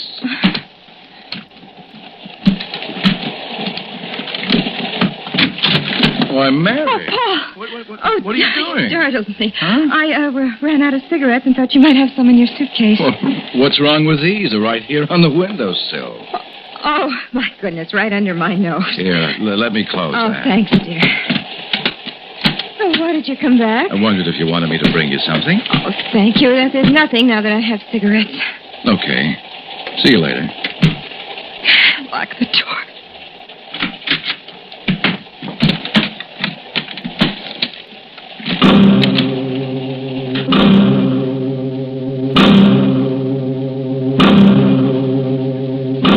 Well, I'm sorry to bother you, Mr. Masterson. Oh, no bother at all.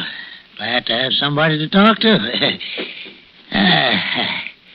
I like to walk, but the chair still feels good. Yes. I guess the old ticker gets a little overworked. Miss Clemens said you wanted to talk to me about Foster? That's right. I guess maybe then this note Foster left me yesterday might make some sense to you. Oh? I got it here someplace. Good. He came to say goodbye. Real nice of him. I was sleeping, so he left me a note. Oh, here it is. I don't rightly understand what he means.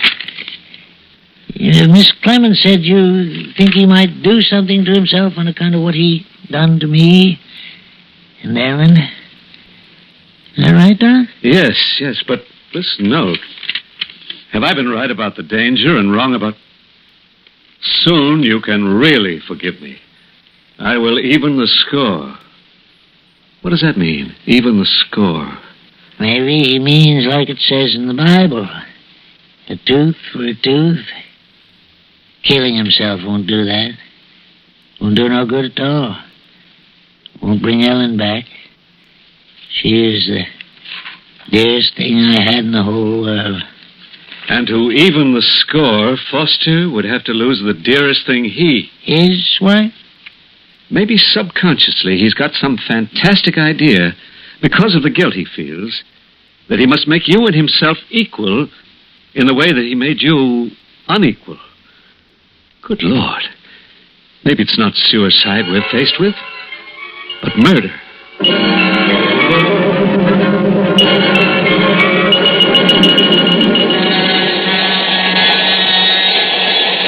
Excuse me, you're Mr. Foster? Yes, that's right. I have a telegram for Mrs. Foster. Oh, okay. I'll take it. Fine. Thank you. Thank you. A telegram.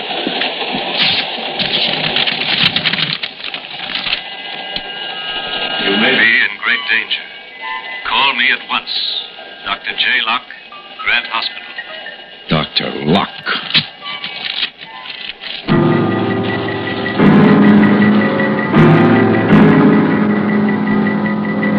Why doesn't she call? Mr. Masterson, I want you to help me some more. I've got to get a line on what he's thinking, consciously or subconsciously, what he may do. Why did he want to go to Providence? Now think back. Try to remember anything you can, anything at all you know about him. Oh, gosh, Doc, I don't remember much. I tried to put it all out of my mind. I know, and I'm sorry to have to ask you, but Mrs. Foster's life may depend on your remembering. Yeah, sure, Doc, sure. Well, Foster's a salesman. I guess you know that. Yes. He's always traveling around. I heard that the night before the accident, he stopped over in a town called... I can't remember. The night before the accident. The last night that you and he were even. The last night both your wives were alive. Yeah, I guess it was. He drove right down from there, and then... I always thought a man walked on the outside to protect the woman. My doing that didn't keep Ellen from being killed. Please try to remember the name of the town, the last town he stayed at. Now try. I'm sorry, Doc. I just don't seem to... Wait a minute. Yes. Abby something. Yeah. I remember. Abington. That was it, Abington. Do you know where it is? No, it's up along the coast somewhere, but I ain't sure. I wonder if it could be on the run between here and Providence.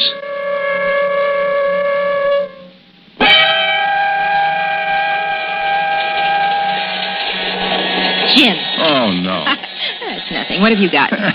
Too much. There. Oh, beautiful. 20, 30, 40, 67, 9. 69. Hey, I'm going to keep score. Give me your pencil. Here. I've got a feeling this is going to be my lucky day. Oh, it's inside pocket of my jacket. There, behind you, I'll Mary. make them redo the old saying to lucky at cards and love. Now, can I use this timetable for a scorecard? Sure. Huh? Something wrong? We are going to Providence, aren't we? That's the plan. Why? Oh, nothing. I just wondered why there was this heavy line drawn around Abington.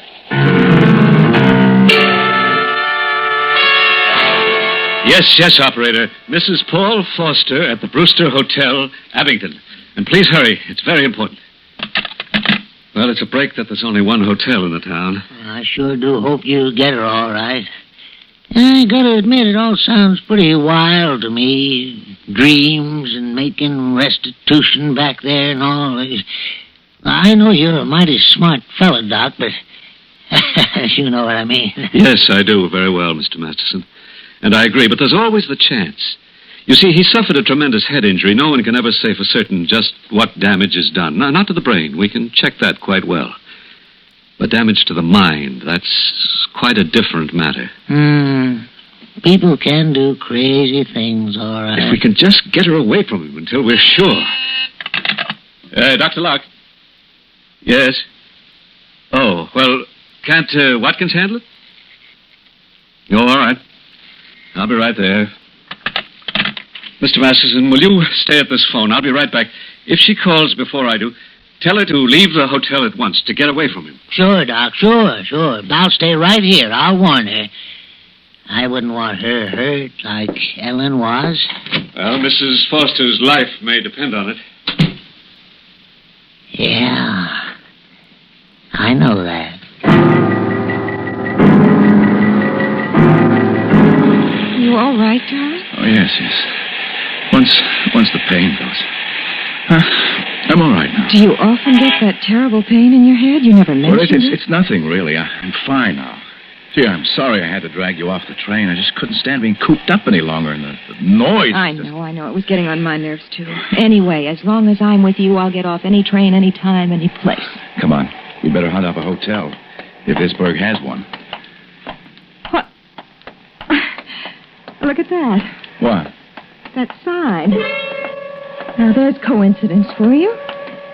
Seems we came to Abington after all.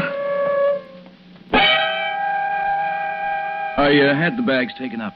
You go ahead. I'll be up a little later. Why don't you come now, dear? Oh, Mary, don't worry. I'm just going to take a walk.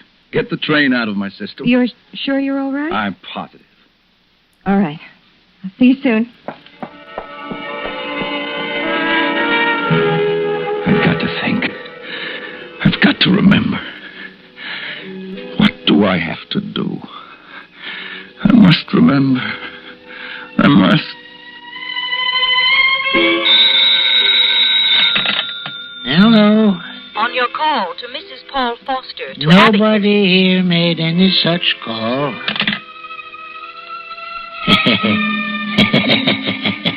You hear that, Ellen? You hear? Nobody warned you, did they? I don't feel so good. My chest is tight.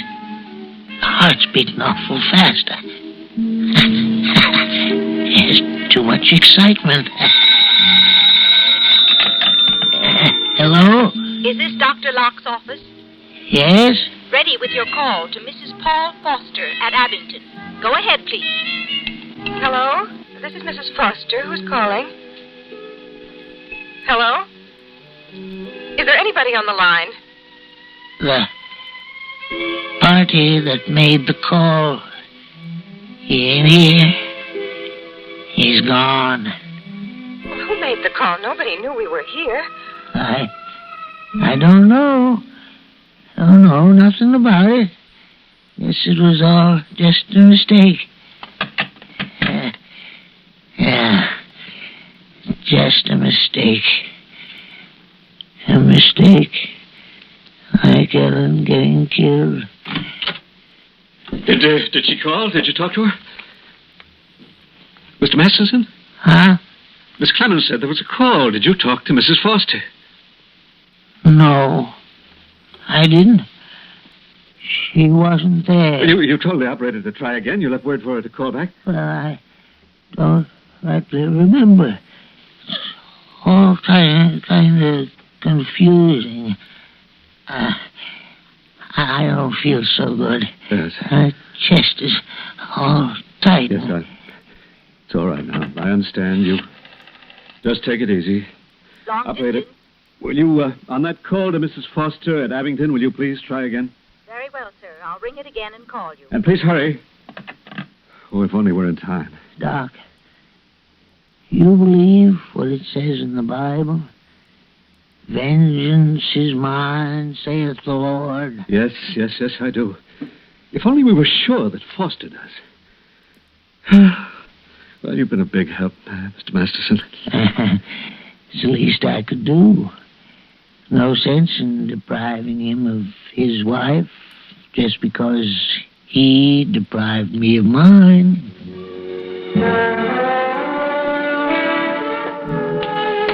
I didn't mean to kill Mrs. Masterson. It was an accident.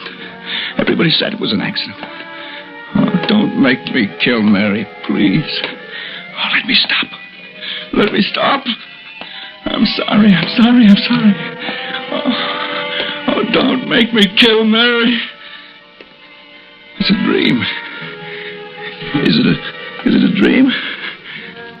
Do it. And don't dream anymore. Peace. Do it. And then stop. And then peace.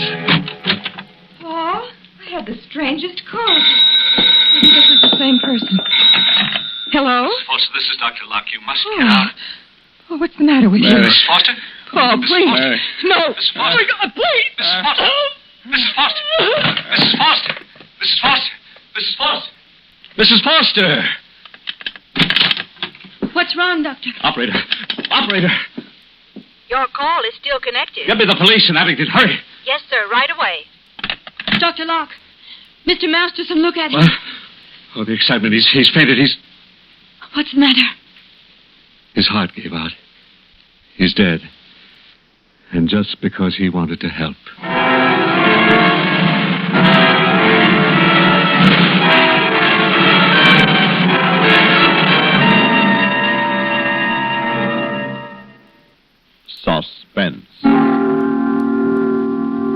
You've been listening to Perchance to Dream. Paul McGrath is Dr. Locke, and written especially for Suspense by Bob Corcoran. In a moment, a word about next week's story of Suspense. Suspense is produced and directed by Bruno Zerato Jr., music supervision by Ethel Huber. Featured in tonight's story were Terry Keane, Bernard Grant, Bob Dryden, Guy Repp, and Tony Darnay. Listen again next week when we return with Memory of a Murder, written by John Robert. Another tale well calculated to keep you in suspense. WROW Albany, fair and cool tonight, gradually diminishing winds, the low 25 to 30. Monday, continued fair and mild, high in the low 50s. Present temperature, 45 degrees. And now, a tale well calculated to keep you in suspense. In a moment, Act One of Memory of a Murder, starring Philip Sterling as Harry Jonas, and written especially for Suspense by John Robert. This first portion of Suspense is brought to you by the makers of Alpine cigarettes.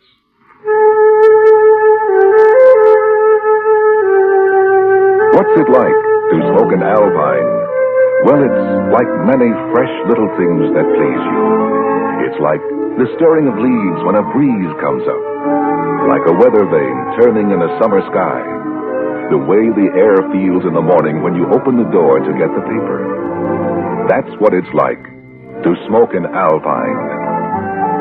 Alpine is nothing at all like the sort of smoking you may be used to.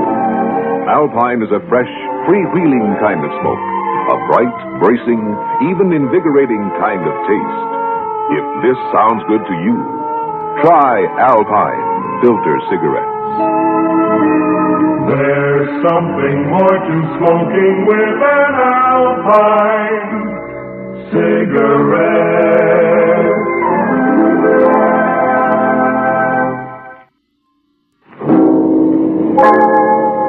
I let my thoughts project once. It was while I was sitting on a bench in Cumberland Park. I saw a scene suspended in time. I saw it, just me and nobody else, like I was getting a sneak preview of something yet to happen, or maybe something that had already happened. An old scene that keeps wandering in space because it never found its place in time. In the scene, there's a young guy screaming. A scream of terror. The scream of a man looking into the face of his murderer. It's in Wingate Cemetery. In the scene, I'm hiding behind a tombstone, watching a gravedigger working away by lantern light. There's a body on the ground. A young man, blue in the face where the moon touches his cheeks, and very dead. The digging stops, then soon the earth is restored. The digger is a tall man with sunken cheeks like deep holes in his face. The last thing he does is pick up an object that looks like it might have fallen from the corpse's pocket. He examines it, then heaves it in the direction of my hiding place. It hits the tombstone I'm hiding behind. When I can, I pick it up. It's in metal, the size of a $50. There's an engraving on it, Queen Isabella of Spain, and the words Buen Éxito, meaning good luck in Spanish. Then I lose the digger.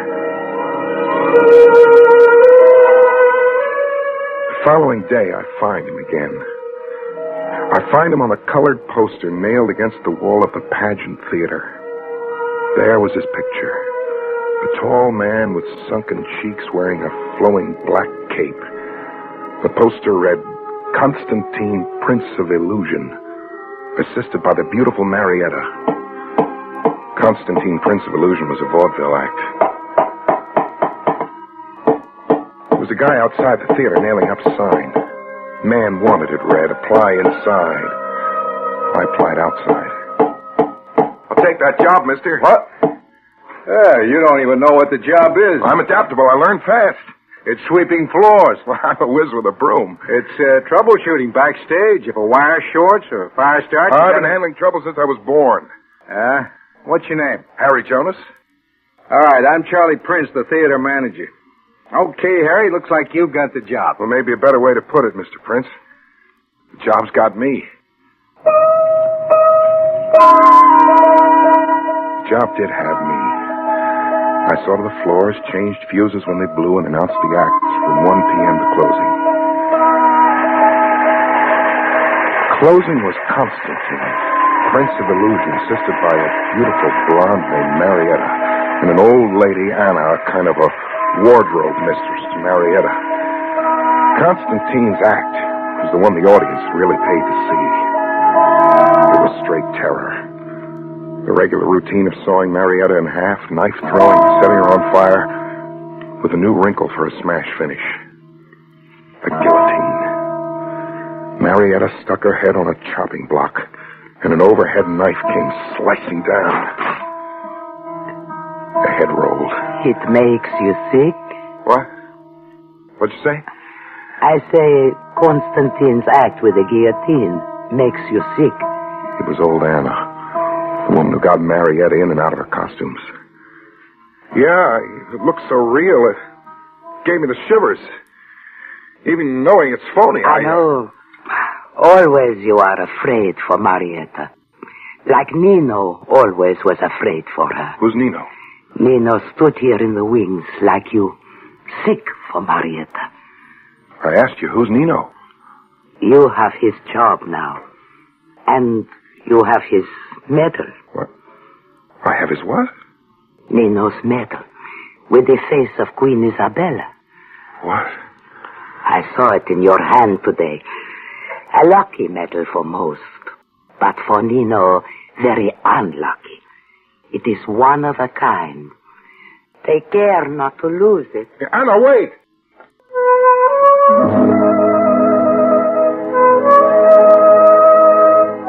Take care never to lose the Isabella medal, Anna had said. One of a kind. Well, there was a lot I didn't know. When I got him alone, I asked Charlie Prince, the theater manager, a few questions. Hey, what happened to my predecessor here, Nino, the guy whose job I've got now? He skidooed. What do you mean he skidooed? Quit. He got an advance on his pay, then beat it without notice.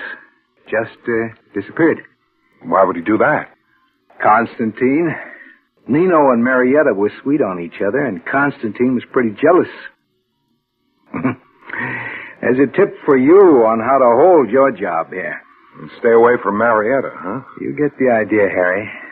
You get the idea. But I didn't stay away from Marietta. Even if I had wanted to, I couldn't. I joined Marietta in her dressing room an hour before the theater opened. Got something I have to show you, Marietta.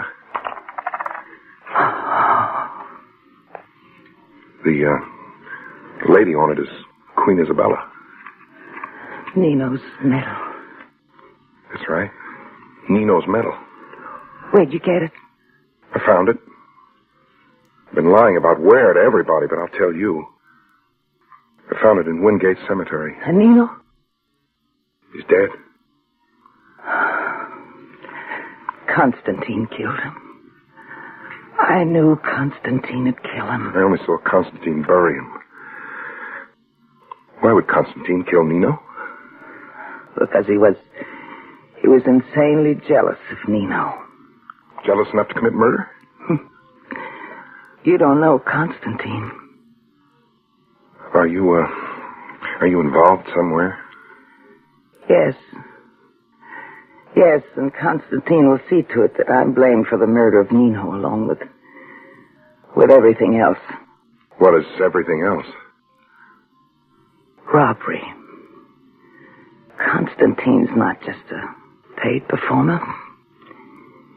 He's also a master thief. And Nino was his accomplice? Yeah. And you? And me too. You're asking me to protect Constantine? No. Just to protect me. My reason for protecting you? It's in your eyes. Huh. You're sure of your men, aren't you?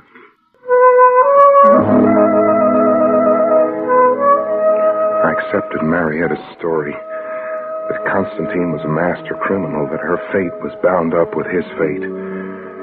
I worked at my job and I announced the acts, and Marietta on the chopping block still gave me the shivers. One night, she seemed to hesitate before putting her head on the block as if she was afraid. See how Marietta is afraid. Yeah, Anna, she looked scared stiff. Marietta knows Constantine means to kill her tonight. In front of 1,000 people, he wouldn't dare. It will be an accident. Something goes wrong and Marietta is killed. Constantine is very clever. And I've got to stop him. It is too late to stop him. See, the knife comes down. No, wait, stop! Marietta! As always, a head rolled. If it was phony, it was a perfect illusion. If it was phony. For the first time, there was blood. Blood as real as if Marietta had been beheaded. Blood spattered the stage, and Marietta's head rolled, then lay still in the purple light. As the curtain came down, the audience was applauding, so it was only an act.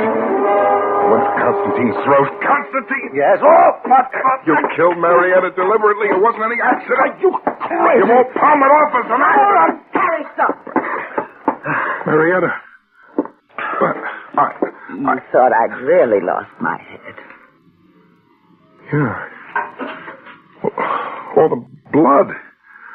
Examine it, idiot. Is it really blood? Oh, no. No, it all seems so real. Even the phony head looked real. The man's insane. Come on, Marietta. I won't forget that you tried to strangle me, Harry Jonas.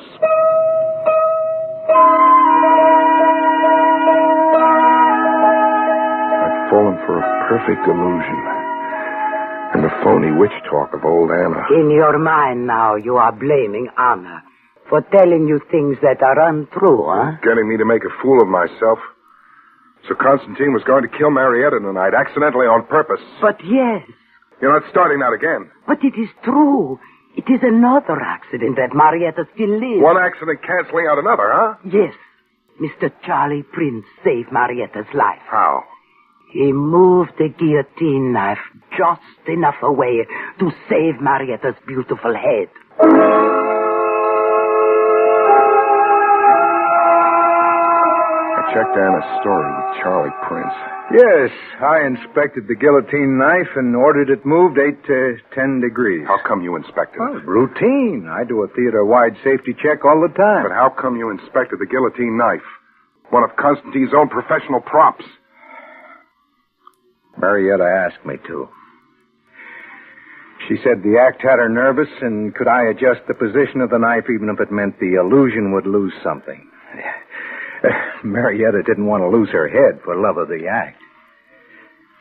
Oh, Harry, what in the devil are you driving at? Look, Harry, if there's something you think you know... I don't only think. I know Constantine is a murderer. What? I know he murdered the guy whose job I've got, Nino. Oh! Well, what's so funny?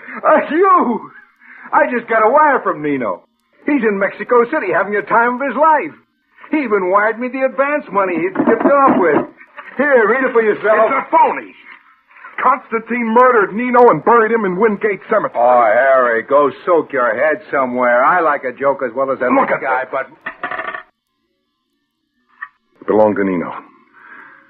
An Isabella medal, one of a kind. One of a kind, huh? Have a look. I got a mint of them. There was an act here 2 years ago, a gal who billed herself as Isabella, queen of the dance. We handed these medals out to the cash customers as a stunt. I went to the Wingate Cemetery for another look. It was a stormy night. I found the same tombstone I'd hidden behind before. I found the spot I'd seen Constantine digging at, but no grave. The spot was flat and even, and a patch of grass and flowers were sprouting on it. Ground had never been touched. I got back to the pageant theater an hour before showtime and went looking for Marietta. She she was at a dressing table. White-faced and strained. Beautiful. Marietta. Yes, Harry? Story I told you about Nino. About Constantine burying Nino in Wingate Cemetery and me there watching. Yes, Harry. Well, right now there isn't any grave or Nino in Wingate Cemetery. I just came from there. I can't explain it. Can you? Just that Constantine's clever. He's a master of illusion. Grandmaster at the rate he's going. Another thing. Charlie Prince says Nino is in Mexico, alive and kicking. Another of Constantine's tricks? I guess that just about covers every missing explanation, huh? Did Constantine plan on killing you last night? I want to know, Marietta. Yes. And tonight again, Constantine plans to kill me. But he's fixed the guillotine knife back? No. This time he'll try to take my life in the dagger-throwing act. And you're waiting for it to happen? Yes. Period, huh? You're scheduled to die and you got your shroud all laid out. I can't do anything about it, Harry. I'm powerless to resist Constantine.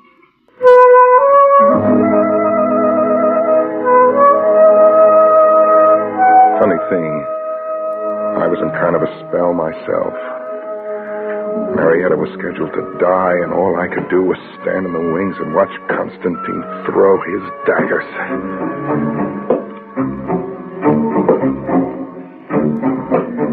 The daggers bit into the wooden frame. I watched him hold the last dagger, and I could tell by his face that this was it. If this was the dagger, it was going to be murder by accident. I didn't need old Anna pulling at my sleeve to tell me. His dagger goes to her heart. Watch. I couldn't do anything for Marietta if I wanted to. My legs felt nailed to the floor. I saw the dagger aim and go. Marietta screamed before it hit her. Right into her heart. The dagger bit right into her heart. Blood spurted, soaking her costume. I heard the audience applaud as the curtain dropped. They thought it was all part of the act. I came out of my paralysis and went for Constantine. I pulled a dagger out of the board Marietta was impaled against and went for him. I got behind him and circled my arm around his neck. Constantine, I'm going to kill her! I'm going to give you what you gave Marietta! Don't! I fought. Constantine grabbed for the dagger, twisting my arm and turning the blade around me, turning the blade into my chest and ripping a cloth and opening it before I could finally strike home.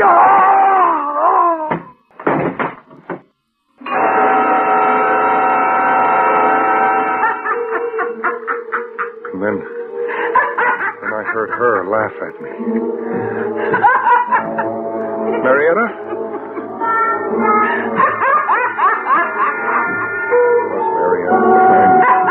Laughing. The old lady, Anna, over Constantine's body, she was laughing. Both of them, as if some bet they'd made had paid off. I got it finally. I played Patsy and murdered Constantine the way Marietta wanted it. I'd been set up to do it, and I'd done it. Marietta read my eyes and confirmed it. Yeah, Harry. Yeah, you freed me from Constantine. The way Constantine freed you from Nino. Yeah. But Nino's grave? I moved the headstone you were hiding behind. You looked in the wrong place. The dagger in your heart and the blood. Constantine was a prince of illusion. No, I'm not buying that anymore. Constantine was clever, sure. But you were the real queen bee of the act. The illusion was your trick.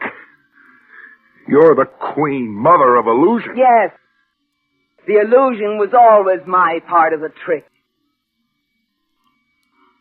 What happens to me? Or don't you care? I care a little. Just a very little. Sure. Run. Run? Escape quickly. It's better to be a fugitive murderer than a captured one. Run, Harry. Run!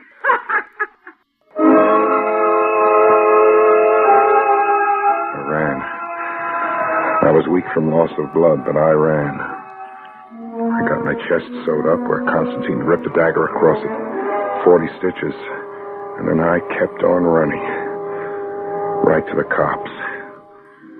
But the hitch is, Lieutenant Belson won't let me settle down. He's nibbling at my confession like a guy being fed food too exotic for his taste. 48 hours now, and Belson's still only nibbling. About your confession of murder, Harry, the story you just told me, you read it somewhere, I lived it. Look, wasn't the murder of Constantine officially reported? Yes, it was. It's on the books as an unsolved murder. Well, then it's solved now. But it happened in the year 1922. 40 years ago. I've got the paper on it here. There was a vaudeville act called Constantine and Marietta booked into the old pageant theater. Got a record here telling what happened to Marietta. She died in a railroad crash. She's been dead since 1934. Dead? The pageant theater was torn down in 1932. 30 years ago. You still insist you were a pawn in the murder of a long-ago vaudevillian named Constantine? Yes, I do. Look here, inside my shirt. I've got 40 stitches and a scar across my chest to prove it. Yeah.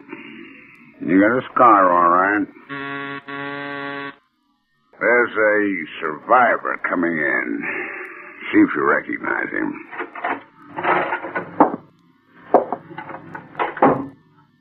You know this man, Harry? Yeah, sure. It's Charlie Prince, but he's so old.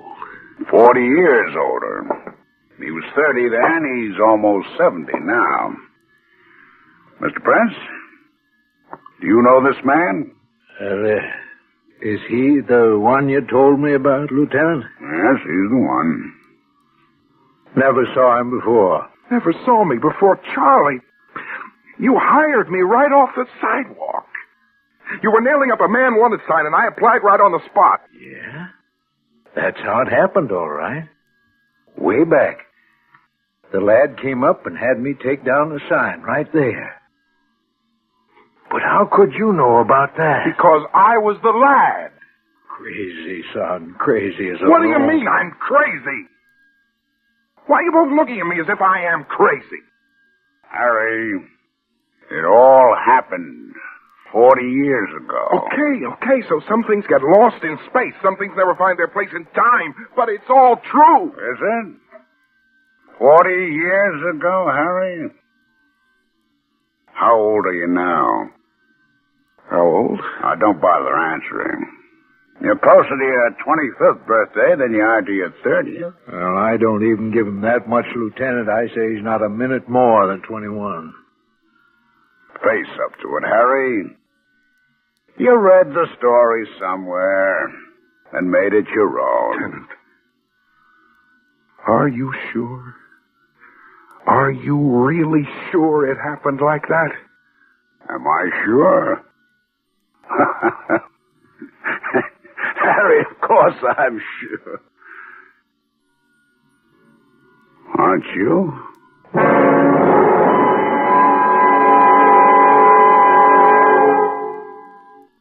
Suspense.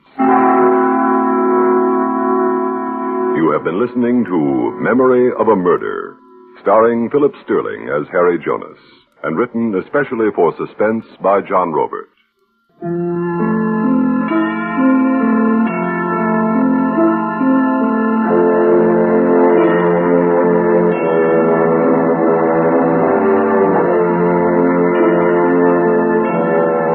Suspense is produced and directed by Bruno Zerato, Jr., music supervision by Ethel Huber. Heard in tonight's story were Connie Lemke as Marietta, Ralph Bell as Lieutenant Belson, Ethel Everett as Anna, James Monks as Constantine, and Lawson Zerbe as Charlie Prince. Listen again next week when we return with You Died Last Night, written by Robert Arthur.